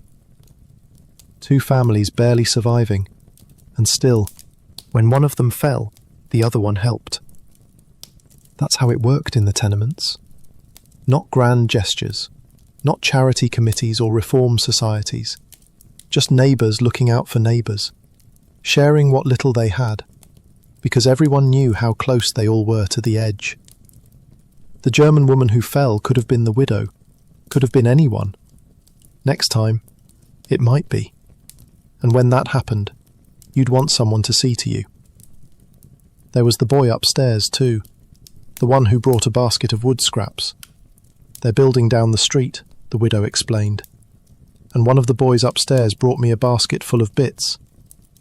A kid, probably. One of the children swarming on the stairs and in the halls, the ones who got underfoot, the ones who made noise and trouble and wore out their shoes playing in the streets. One of those kids had thought of the widow, had seen the construction site, seen the scraps, made the connection. She needed fuel. The scraps were free. He gathered them up and carried them to her door. That basket of wood meant 5 cents saved. 5 cents that could go toward food instead of fuel. 5 cents that made the difference between an expensive week and a manageable one. A small thing. A child's kindness. But in the arithmetic of survival, small things were everything. Nobody was tracking these exchanges. Nobody kept a ledger of favours given and favours owed. It just happened. The boy with the wood, the widow caring for the German woman buying groceries for the sick girl downstairs. Networks of help that grew up organically, without planning, because that's what humans did. Even here, even now, even when there was barely enough for yourself. But help had limits. You couldn't save everyone. You couldn't fix everything. When the rheumatic fever came, when the prices dropped, when the landlord raised the rent, when winter hit and the work dried up, all the baskets of wood in the world couldn't change the fundamental math.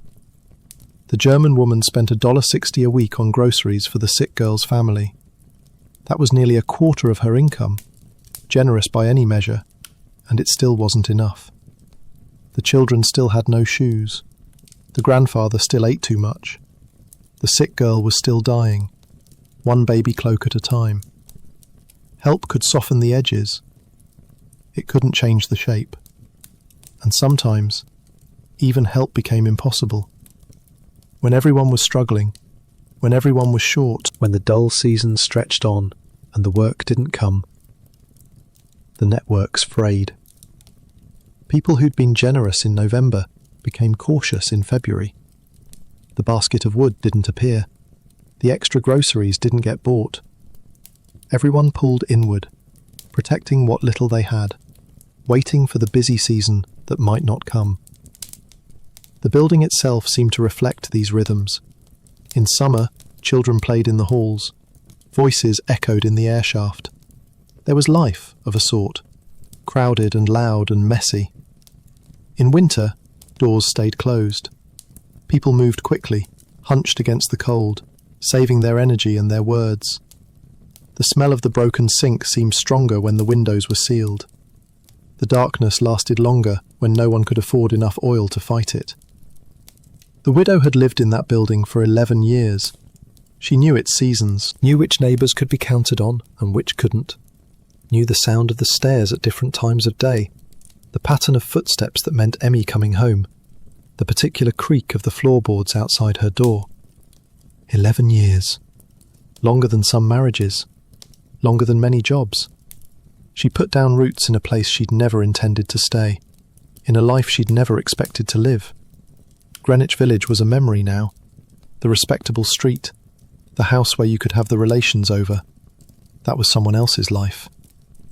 This was hers. First floor, 2 rooms, a notebook full of numbers, a daughter who never made mistakes, a neighbour upstairs who fell on the ice and needed looking after, a boy who sometimes brought wood. It wasn't much. It wasn't what she'd wanted or planned or dreamed about in her younger days, but it was something. A community of sorts, a life, even if it looked nothing like the life she'd imagined. "They've raised $1 on me twice," she'd said about the rent. In 11 years, 2 rent increases, $1 each time. She remembered both of them, marked them in her mind like wounds. Because $1 wasn't just $1 when you were living this close to the edge. $1 was meals. $1 was coal. $1 was the difference between holding on and falling off. And still, she'd held on. 11 years. Through the dull seasons and the busy seasons. Through the debt and the fever. Through the prices falling and the work getting harder. She'd held on because Emmy needed her. Because the notebook needed keeping. Because you didn't just give up. You kept hoping for a change, even if the change never came. The night is fully dark now, outside those tenement windows. The air shafts have gone from grey to black. The sewing machines have finally stopped, at least in this building, at least for these few hours. Women are sleeping in rooms you've visited tonight. Emmy curled up somewhere, resting her hands for tomorrow. The German woman on the 4th floor, in her spotless 10-foot room. The sick girl downstairs, probably coughing in her sleep, her bright baby cloaks piled by the machine she'll return to at dawn. Think about what years of this did to a body. The treadle-powered machine worked on leg strength, both feet pumping all day, hour after hour, driving the needle up and down. By the end of a 14-hour shift, your thighs burned. Your hips ached. Your lower back felt like someone had taken a hammer to it. And that was just one day. Now multiply it by weeks, by months, by years, by decades for the women who lasted that long. The hunching was worse in some ways. Leaning over the needle, guiding fabric with your fingers, squinting in whatever light you could manage. Your spine curved forward, your shoulders rounded. The muscles in your neck knotted up and never quite released. Women in their 30s moved like women in their 60s. Women in their 40s looked ancient. And the eyes. God, the eyes. Sewing demanded precision, fine stitches, straight seams, the kind of close work that strained your vision every minute of every hour. In good light it was hard. In the dim glow of an air shaft window or a kerosene lamp, it was brutal. Women went half-blind doing this work. By the time they were old, many of them couldn't see well enough to sew anymore. Which meant they couldn't earn anymore. Which meant they either found other work, or they didn't survive at all. The hands cramped. Fingers that had guided thousands of yards of fabric through machines lost their dexterity. Joints swelled. Knuckles thickened. The fine motor control that made a seamstress valuable slowly disappeared, taken by the same work that required it. And the lungs. In the garment shops, the air was full of tiny fibres, cloth dust that you breathed in all day, every day. It coated the inside of your chest, made you cough, made it harder to breathe. Some women developed what the doctors would later call industrial diseases, though in 1886 nobody had a name for it. They just knew that long-time seamstresses had trouble breathing and died younger than they should have. The sick girl making baby cloaks downstairs. Nobody said what was wrong with her, exactly. Just that she was sick. that she couldn't go out anymore, that she would die soon, and care not. Maybe it was tuberculosis, the white plague that swept through the tenements. Maybe it was something else. Maybe it was just exhaustion, the body finally giving out after years of too much work and not enough food. She was young enough to have children who couldn't earn yet. 16 and 18, the German woman had said, which meant the sick girl herself was probably in her 30s, maybe early 40s.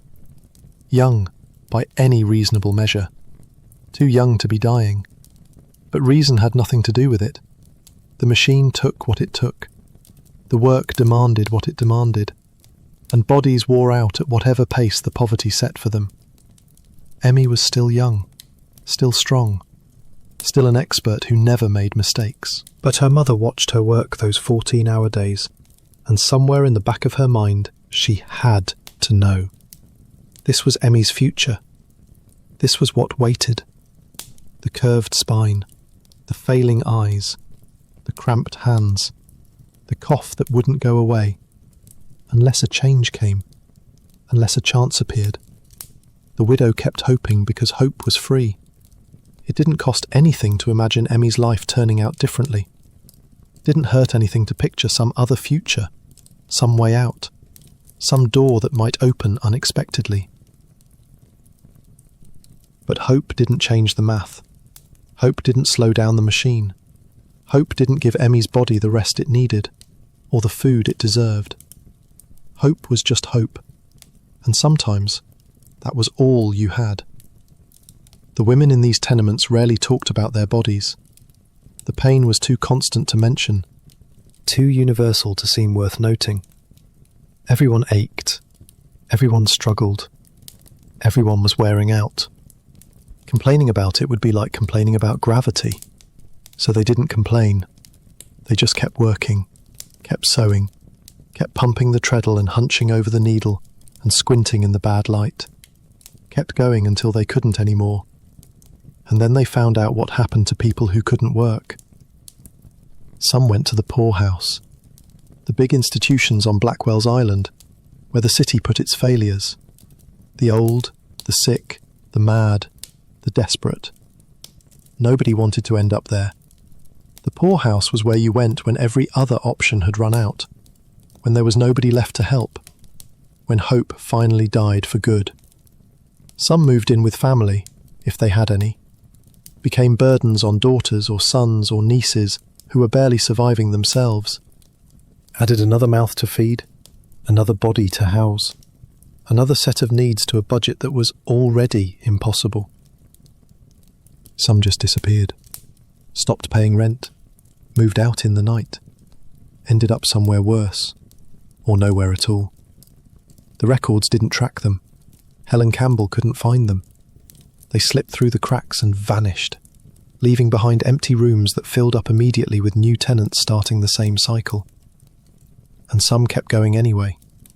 The widow with no shoes, the German woman on the 4th floor, the Swiss woman making soup from bones, women who'd been worn down but not worn out, who'd found some narrow, sustainable path through the impossible math, who'd learned to survive on less, and less, and less.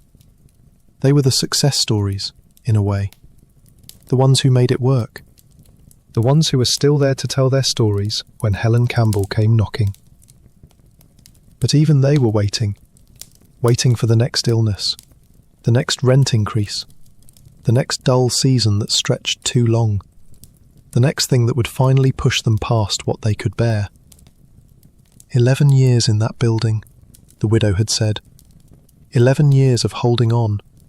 11 years of notebooks and calculations and hope. How many more years did she have? How many more could Emmy give?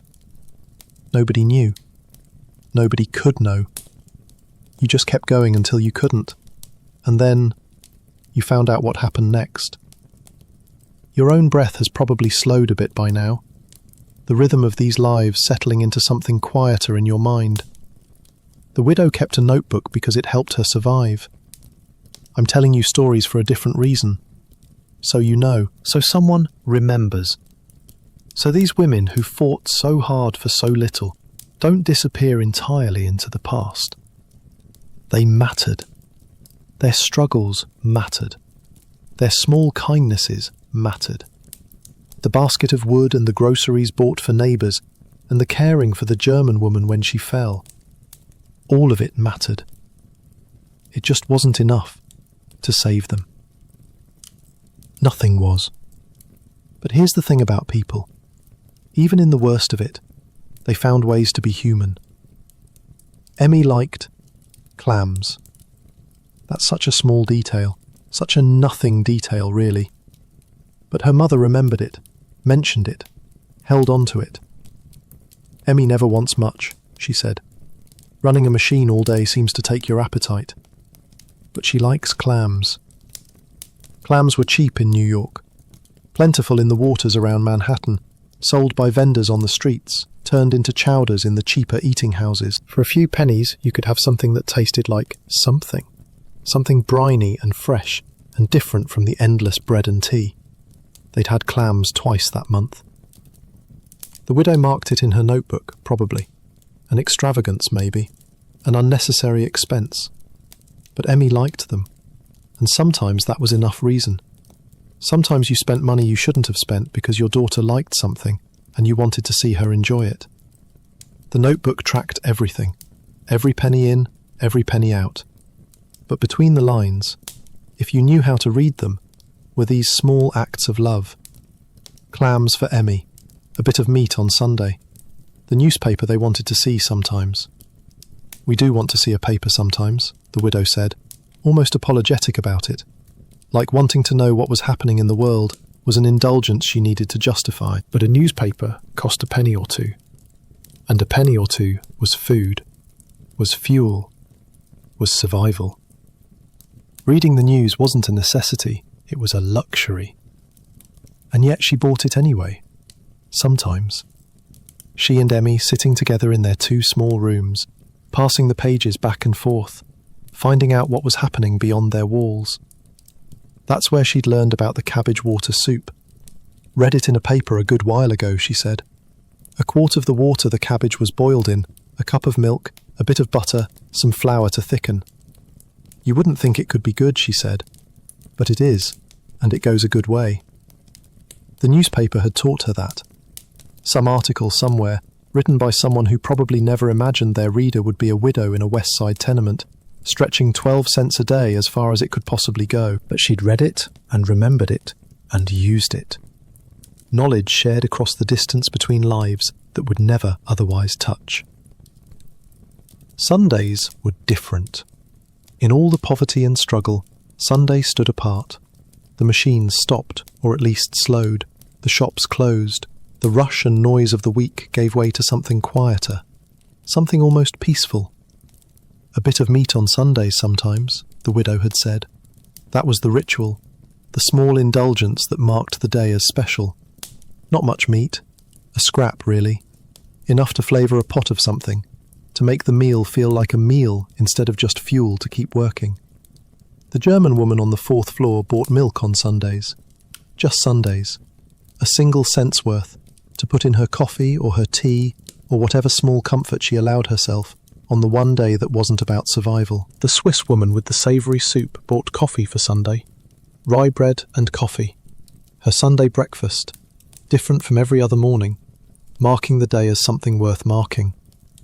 These weren't holidays. These weren't celebrations.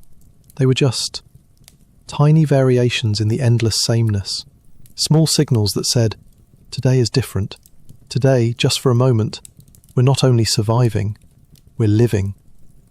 The churches filled on Sundays. Catholic churches for the Irish, Lutheran churches for the Germans, synagogues for the Jewish families on the east side. Whatever faith people carried with them, Sunday was when they practiced it.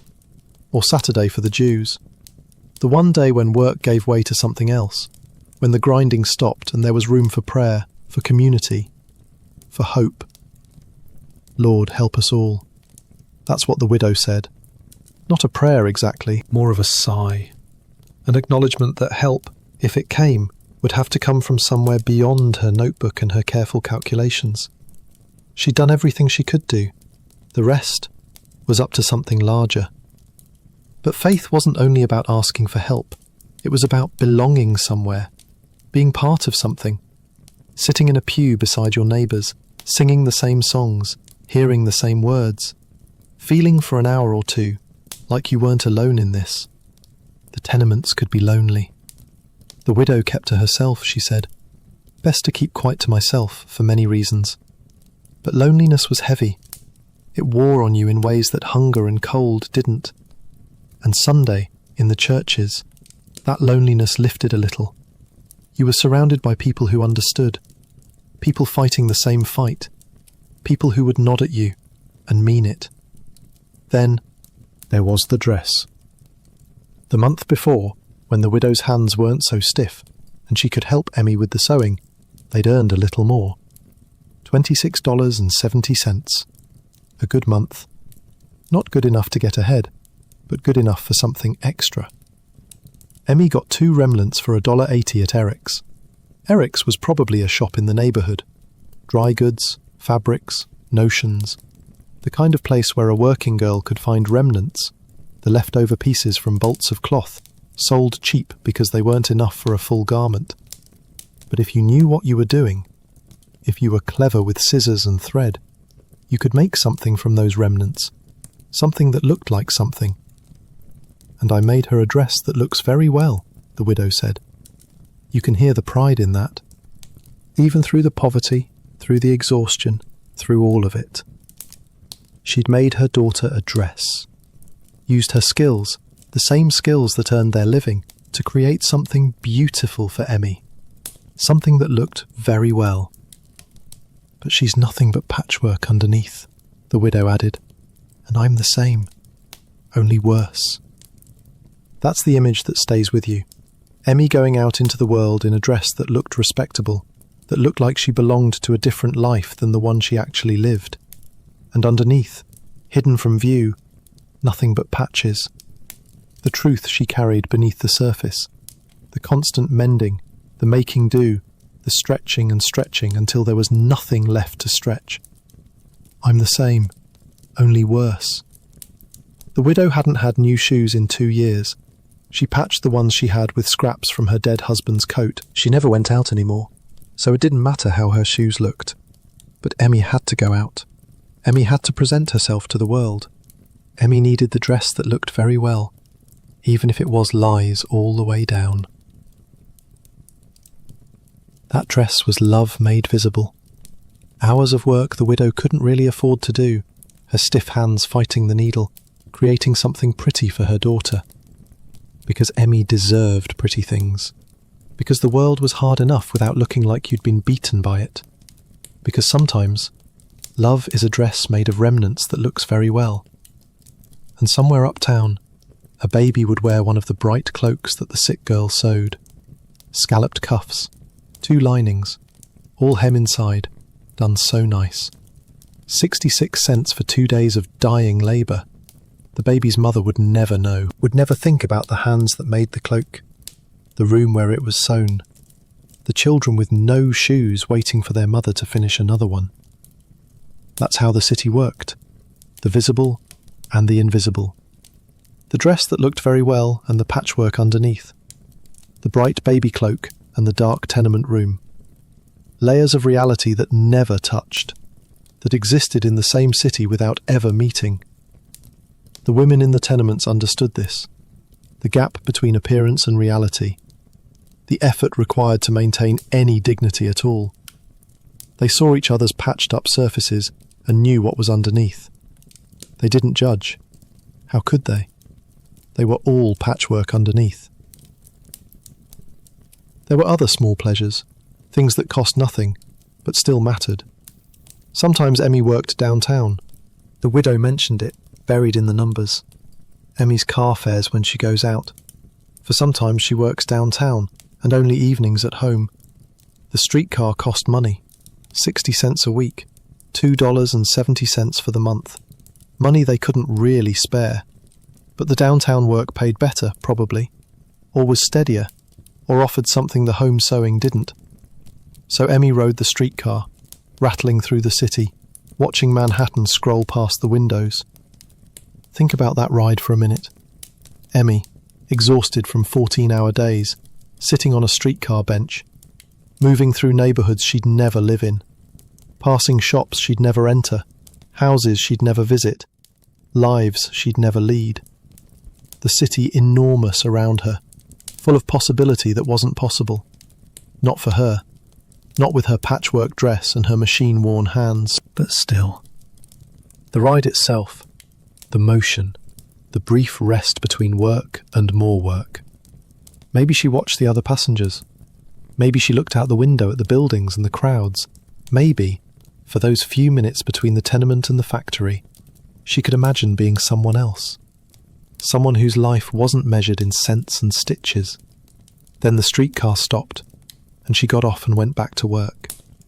But the ride was something, a small daily journey that broke up the sameness. A few minutes of being carried instead of carrying. The children playing in the halls and on the stoops, the sound of their voices, their games, their arguments. Life going on despite everything. New generations growing up in these cramped rooms, learning to survive the way their parents had learned, finding joy in the spaces between hardship. The children didn't know they were poor. Not really. Not the way their parents knew it. To them, the tenement was just home. The narrow rooms, the dark stairs, the shared privy in the yard. That was normal. That was the world. So they played, made games out of nothing, chased each other through the halls, annoying the adults who were trying to work or sleep, drew pictures in the dust, told stories they'd heard from their grandmothers, fought over scraps of nothing, and made up 5 minutes later. The sick girl downstairs had children. 16 and 18, the German woman had said. Old enough to work, but young enough to still need shoes. Caught in that terrible gap between childhood and earning, when you were big enough to be a burden but not skilled enough to help. Those children probably ran errands for their mother, fetched water from the pump, carried the finished baby cloaks down to wherever they needed to go. Small tasks that kept the household running while their mother coughed at her machine. Learning, without being taught, what their lives would become. The boy upstairs who brought the widow her basket of wood scraps, he was probably a child too, one of the many swarming through the building getting underfoot, but he'd noticed the construction site, noticed the scraps, made the connection, gathered them up and carried them to the widow's door. Kindness learned, young, survival instincts that would serve him all his life.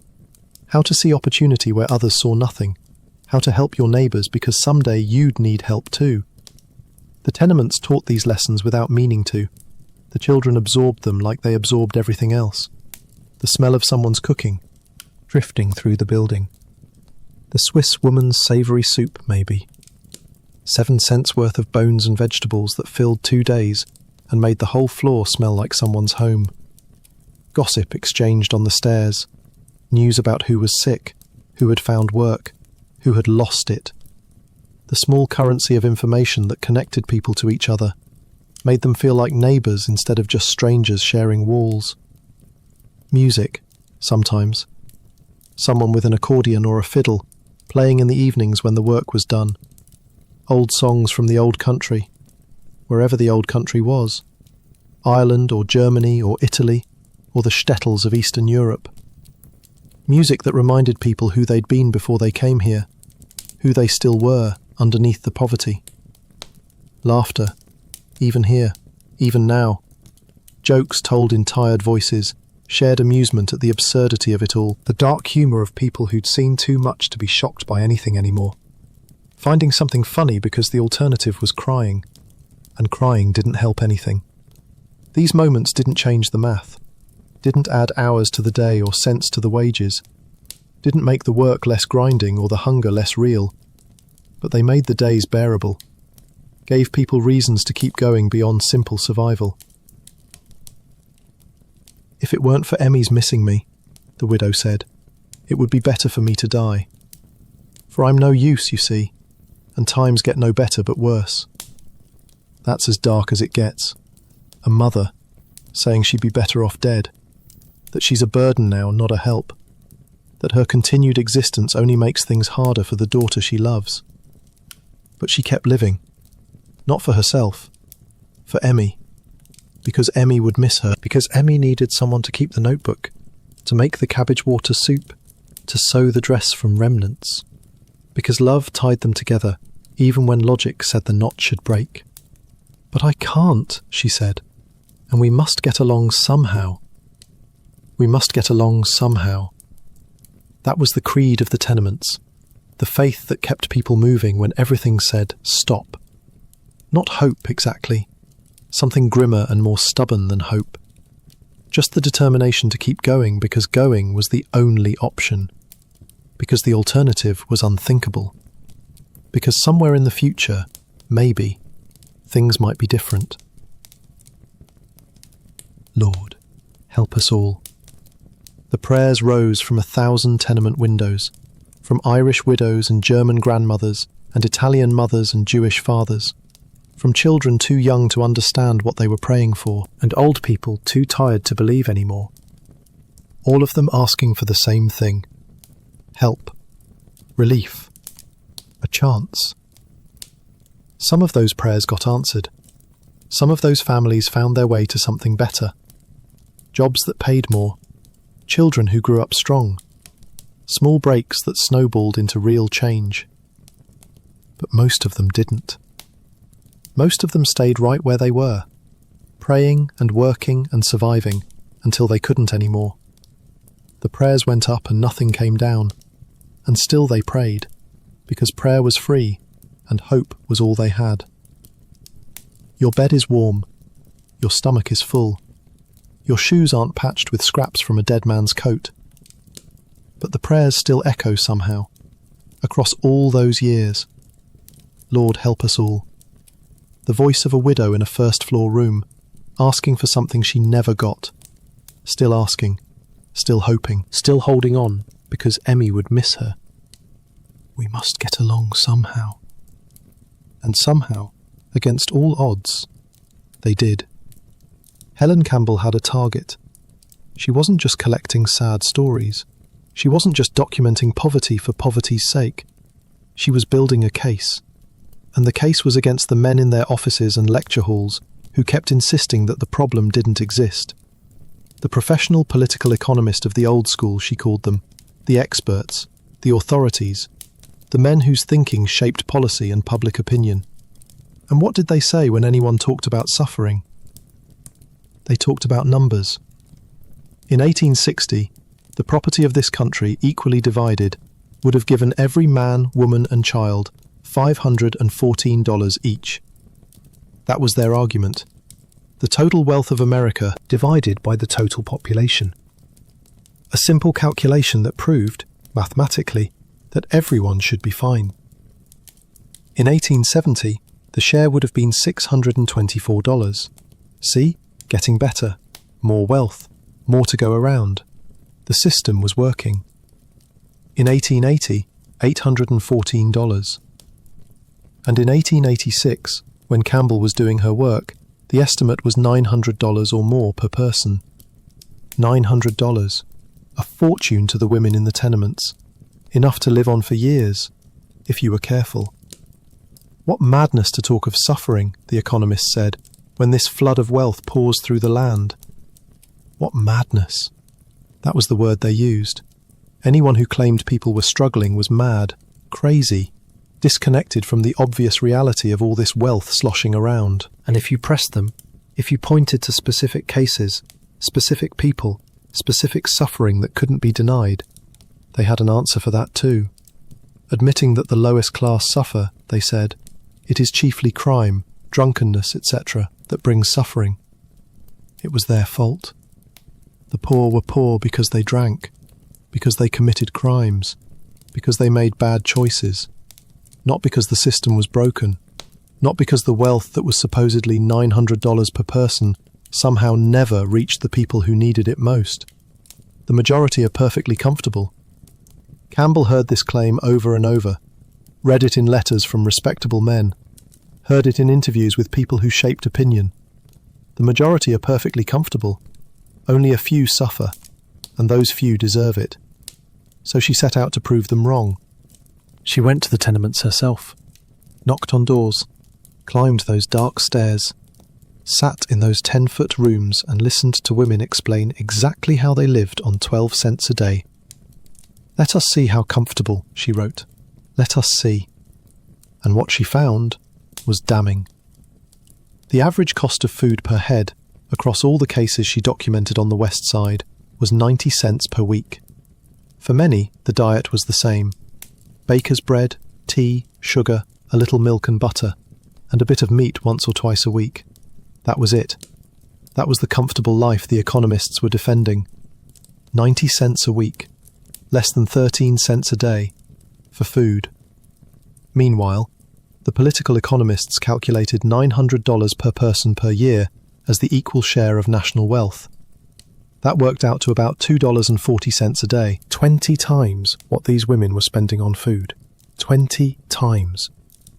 The wealth existed. The economists weren't lying about that. America in 1886 was rich and getting richer. Factories churning out goods, railroads connecting coasts, fortunes being made in steel and oil and banking.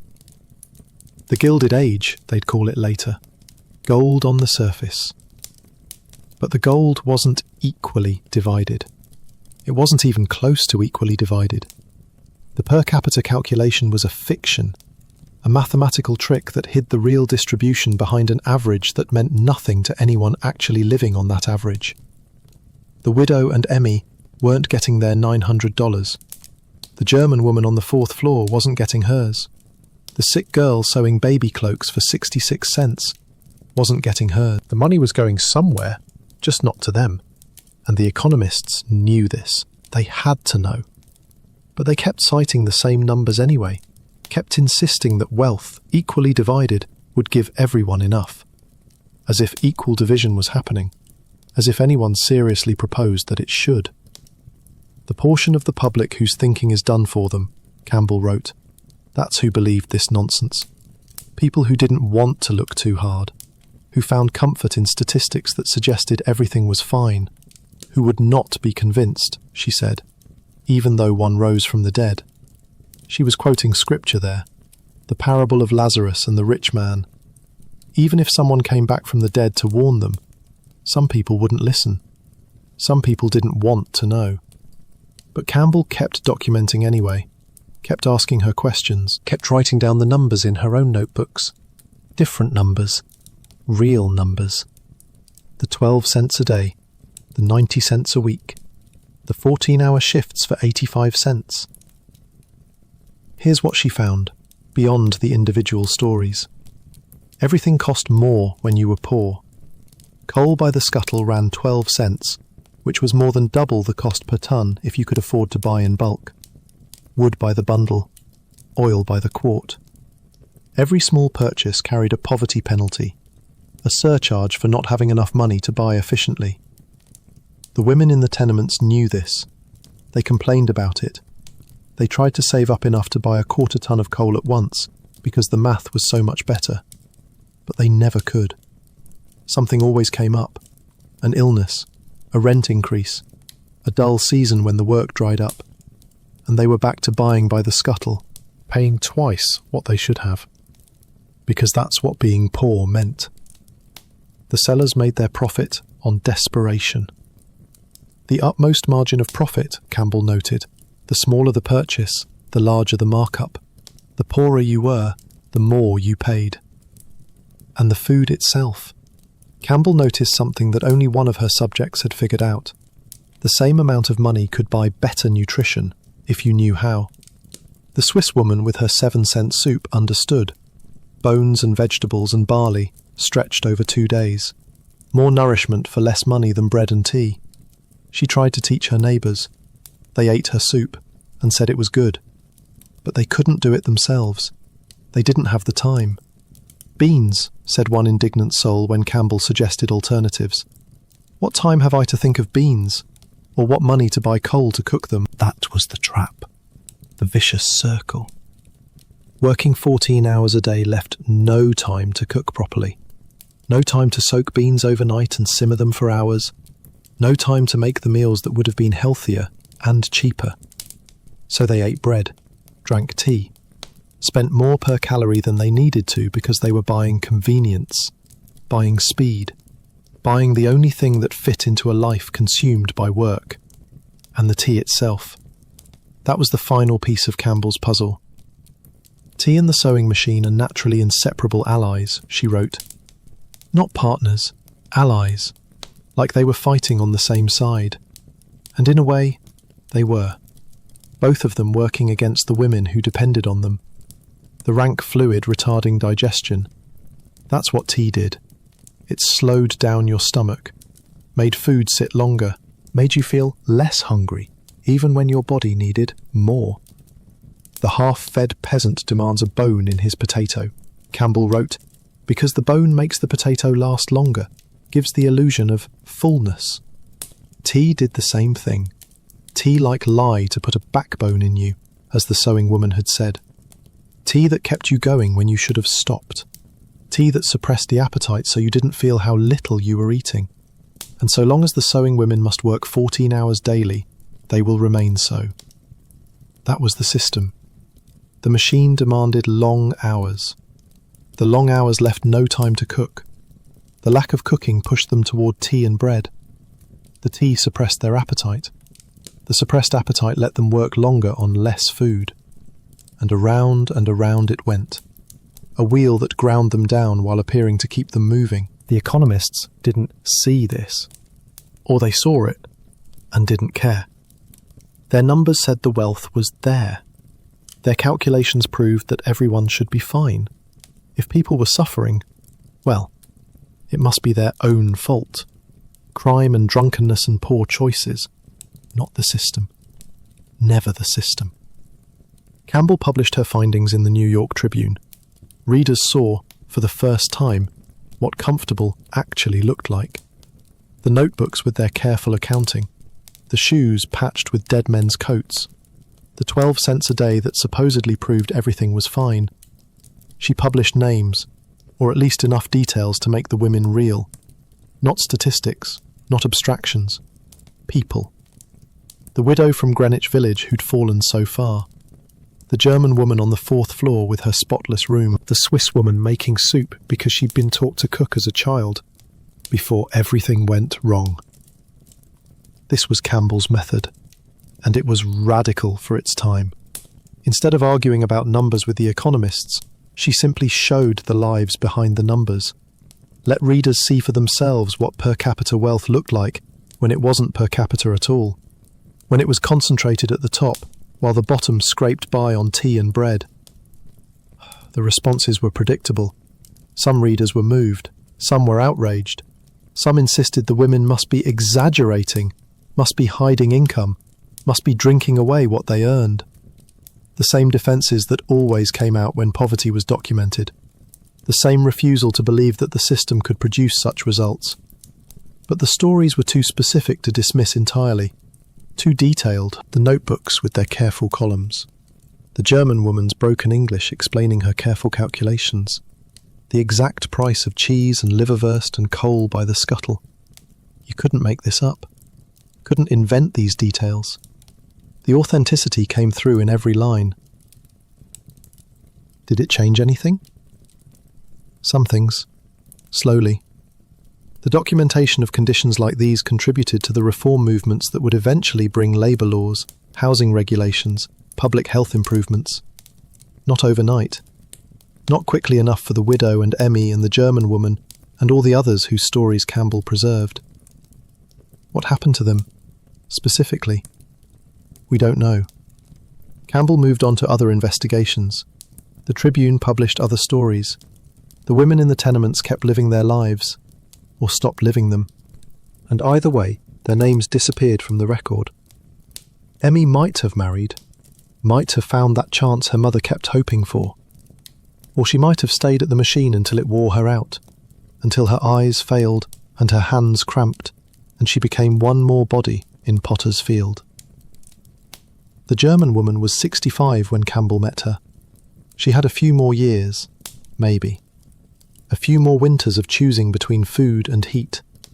And then, She was gone, and her spotless room filled up with someone else's furniture, someone else's struggles. The sick girl sewing baby cloaks was already dying.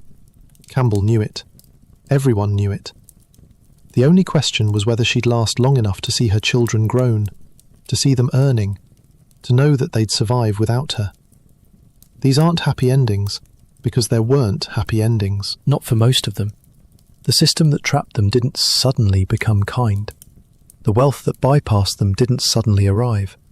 They lived and struggled and died, and the tenements filled up with new families who did the same.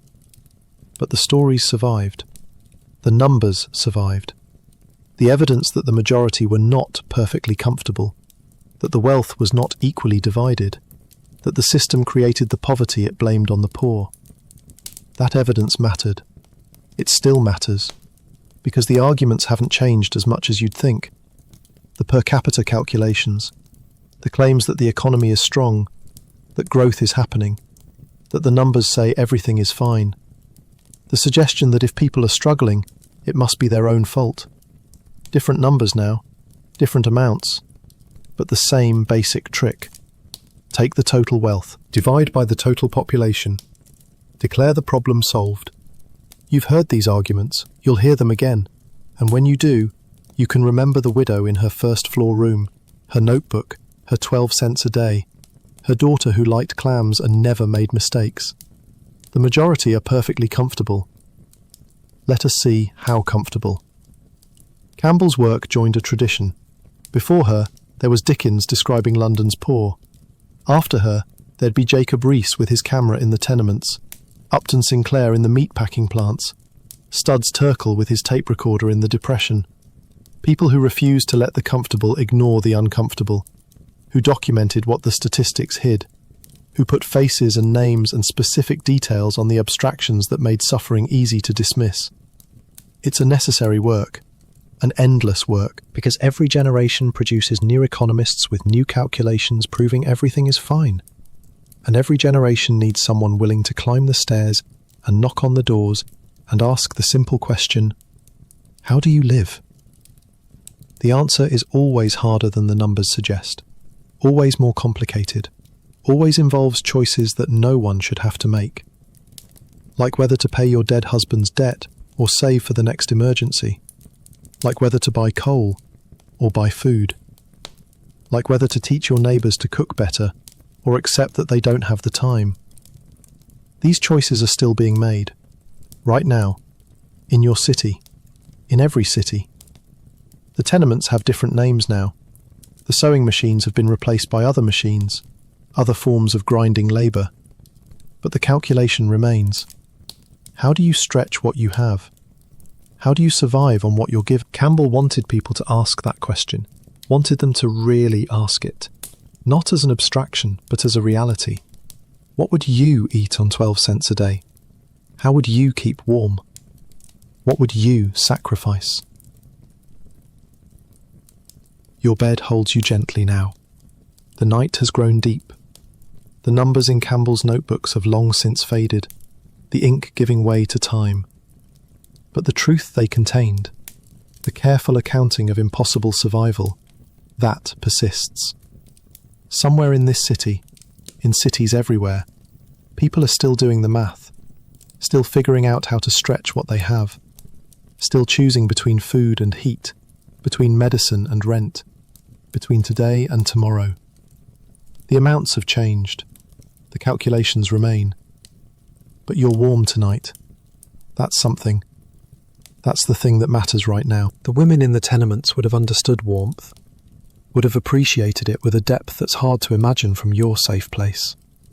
For them, warmth wasn't guaranteed. Warmth cost 12 cents a scuttle. Warmth was a luxury that competed with everything else. You have it without thinking. Take it without counting. Sleep in it without wondering if you can afford it. That's the distance between their world and yours. The gap that Campbell tried to bridge with her careful questions and her careful notebooks. She wanted people to understand, wanted the comfortable to see the uncomfortable, And now, you've seen. Now you know about Emmy and her clams. The dress that looked very well. The German woman buying groceries for strangers. The sick girl sewing bright cloaks for babies she'd never meet. You know about the 90 cents a week and the 12 cents a day. The poverty penalty that made everything cost more. The tea that kept them going when they should have stopped. You know about the political economists and their calculations. The $900 per person that existed only as an average, a fiction, a number that meant nothing to anyone living in its shadow. You know. And knowing is the first step. Not the last step, not the solution, but the beginning of something. Campbell knew that. It's why she kept knocking on doors. There was a carpenter. Campbell mentioned him at the very beginning of her investigation, before she climbed the tenement stairs, before she met the widow or the German woman or any of the others. A tall worker, hurrying along with his box of tools, talking as he went with a companion half his size. The companion was German, interjecting strange oaths as he listened to whatever story was being poured out to him. The nearer the river, the nearer to hell. That's what the carpenter said. His big chest holding more of the same sort of words, Campbell noted. Strong words. Angry words, probably. The kind of words that came from a man who knew what he was talking about, because he'd lived it. But Campbell never told his story. With that story, she wrote, we have at present nothing to do. She let the carpenter walk past with his tools and his German companion and his strong words, and she turned instead to the women in the tenements. His story disappeared. Whatever he was telling his friend, whatever had put that anger in his chest, we'll never know. He walked out of the record and into the anonymous mass of workers who built the city, without leaving their names behind. How many stories like his were there? How many men and women passed Campbell on those West Side streets, each carrying a story she'd never hear? Thousands, tens of thousands. A whole city of people surviving on wages that didn't survive, keeping their own mental notebooks, making their own impossible calculations. The widow with her careful columns was rare, not because her situation was rare, because she wrote it down, because she was willing to show a stranger, because Campbell happened to knock on her door instead of the door next to it. One building over, one floor up, there were other widows, other daughters working 14-hour days, other German women choosing between food and heat. Their stories were just as real, just as detailed, just as full of clams and cabbage water and small kindnesses. But nobody asked them. Nobody knocked. That's the weight of history. Not just the stories we know, but the stories we don't. The millions of lives that passed without being recorded. The voices that spoke into silence and were absorbed by it. The carpenter's companion was interjecting strange German oaths, little bursts of sympathy or outrage probably, responding to whatever his friend was telling him. Two workers sharing their troubles while they walked. The most ordinary thing in the world. And somewhere in that conversation was a life, a struggle, a story that mattered to someone. Gone now. All of it. Gone. For the West Side, Campbell wrote at the end of her investigation, the story was quite plain. But for such returns as the East has to offer, there is still room for further detail.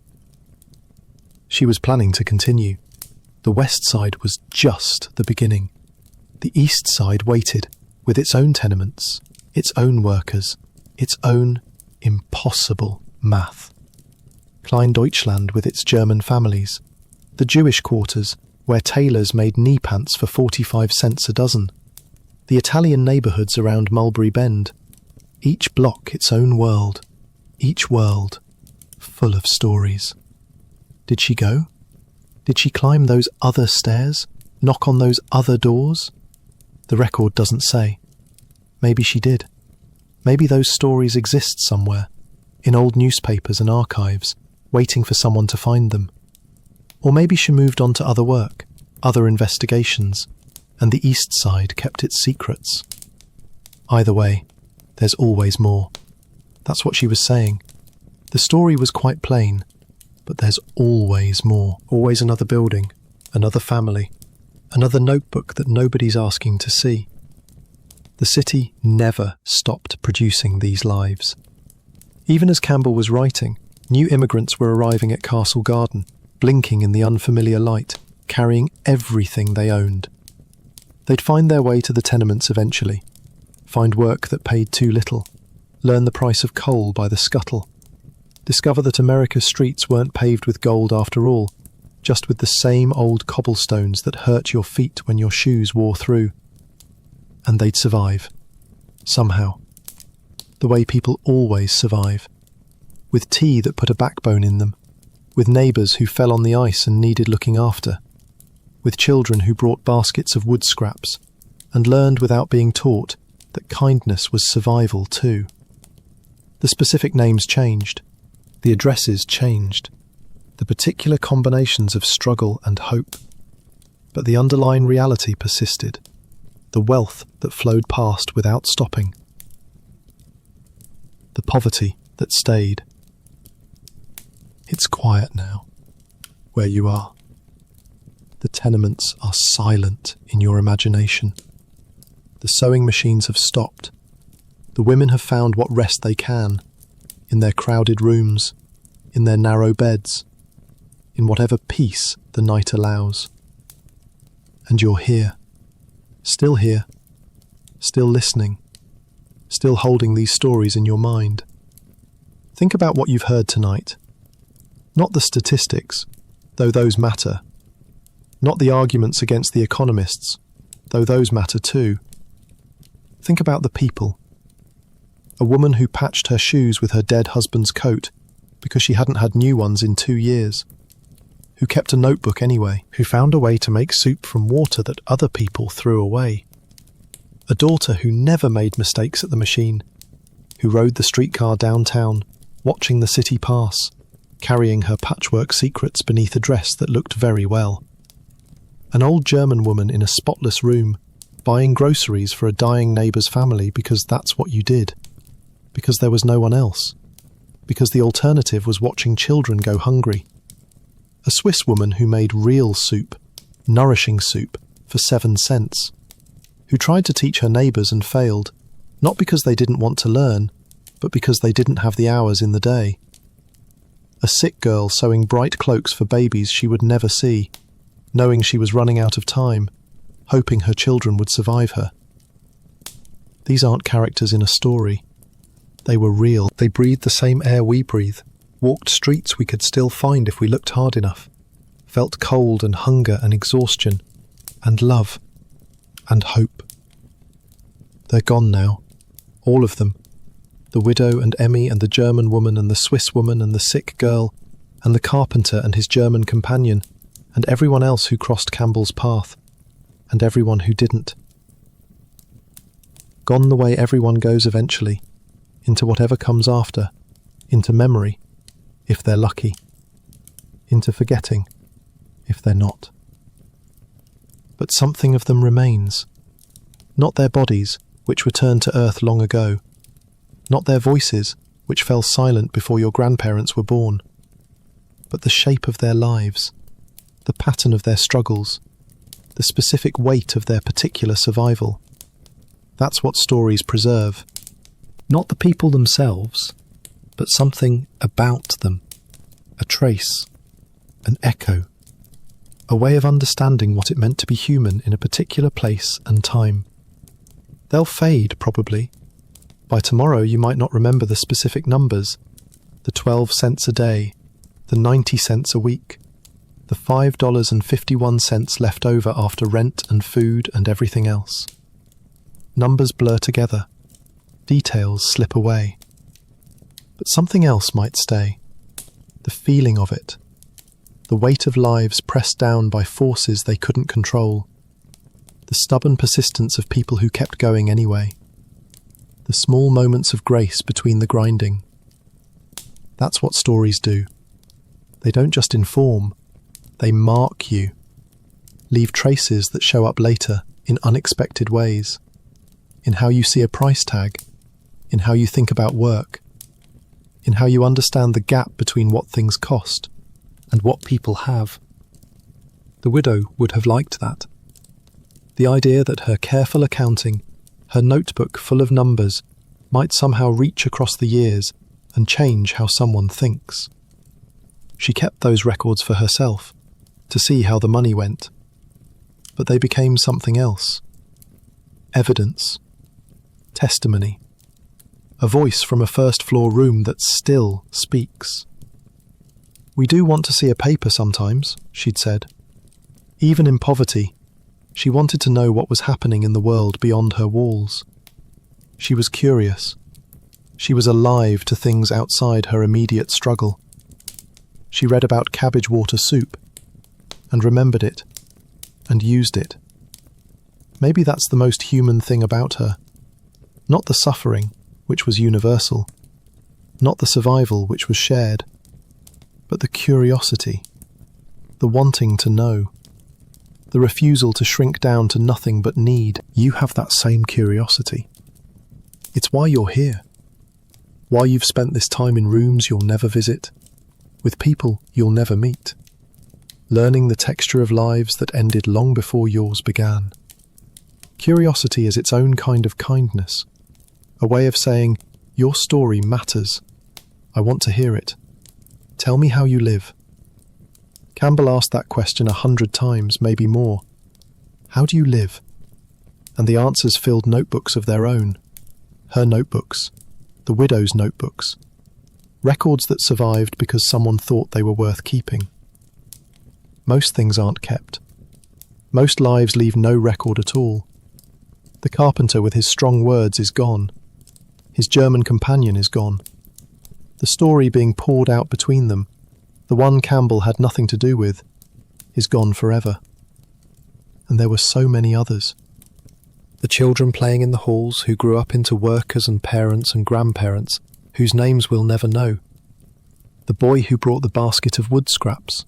What became of him? Did he survive childhood? Did he find work? Did he tell his own children about the tenements where he learned to notice things, to gather scraps, to help? The priest who heard confessions on Sunday mornings. The shopkeeper at Eric's who sold remnants to women who couldn't afford full bolts of cloth. The landlord who raised the rent $1 twice in 11 years. His name lost even as his small cruelties persisted. All gone. Every one of them. A whole city of the dead, stretching back through time, their lives as real as yours, their struggles as pressing, their hopes as fierce.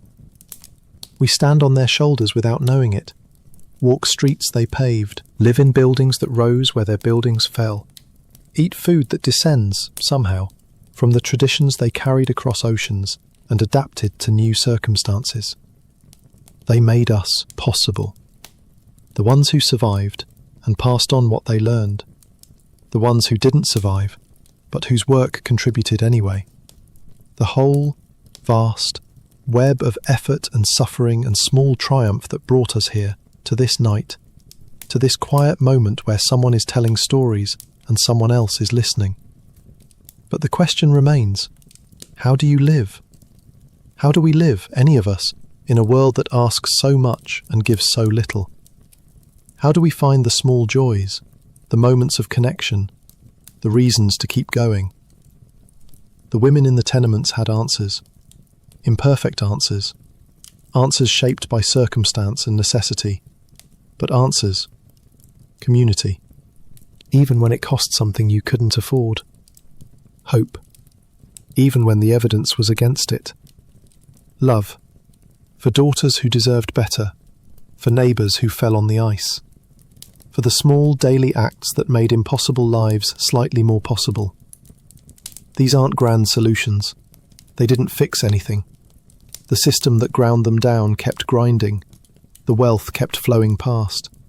The political economists kept calculating their per capita averages and declaring everything fine.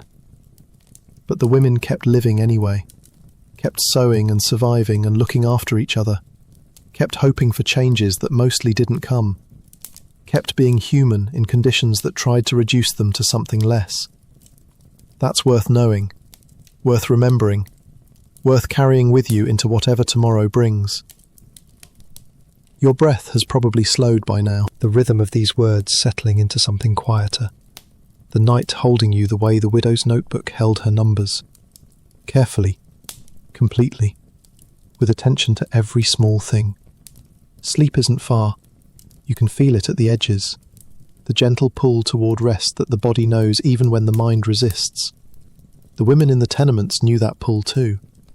After 14 hours at the machine, after the calculations and the worry and the endless figuring, sleep came eventually, even for them, even in rooms that smelled of the broken sink in the hall, even on beds that offered little comfort. Sleep was free. One of the few things that was. You didn't have to pay for it by the scuttle, didn't have to choose between sleep and something else. It came for everyone equally, rich and poor, comfortable and struggling. In sleep, the widow wasn't a widow anymore. Emmy wasn't worn down by the machine. The German woman wasn't choosing between food and heat. They were just people, dreaming whatever dreams came to them, resting bodies that would have to rise again too soon. And you're here, in your own bed, in your own time, with your own tomorrow waiting. The distance between their world and yours is measured in years, in reforms that came too late for them but in time for others, in small changes that added up to larger changes, in the slow, imperfect work of making things slightly better. It's not finished. That work never is. But it continues. Because people like Campbell kept asking their questions. Because people like you keep listening. The first words lingered, Campbell wrote about the carpenter. And they linger still. They do. Across all these years, across all this distance, the words linger. The nearer the river, the nearer to hell. Lord, help us all. We must get along somehow. These phrases hang in the air of rooms that no longer exist, spoken by people who are long gone, preserved only because someone thought they mattered enough to write down. They mattered. They still matter. And now they're yours. Part of you, woven into whatever understanding you carry forward from this night. The tenements are quiet. The stories have been told. The numbers have been counted, one more time, in the long ledger of who we were and how we lived. Rest now. Let the weight of it settle. Let the women find their peace, and find your own. Tomorrow the world will still be here, still full of struggles and small kindnesses, still asking how we live, how we survive, how we stay human when the math doesn't work. But that's tomorrow. Tonight, you're warm. Tonight, you're safe. Tonight, someone told you a story and you listened all the way through. That's enough. That's everything, really. The night is deep. The words have done their work. Let them go now. Let it all go. The calculations and the courage, the suffering and the survival, the voices from the past, growing softer, growing distant, fading into the quiet that was always waiting underneath. Sleep well.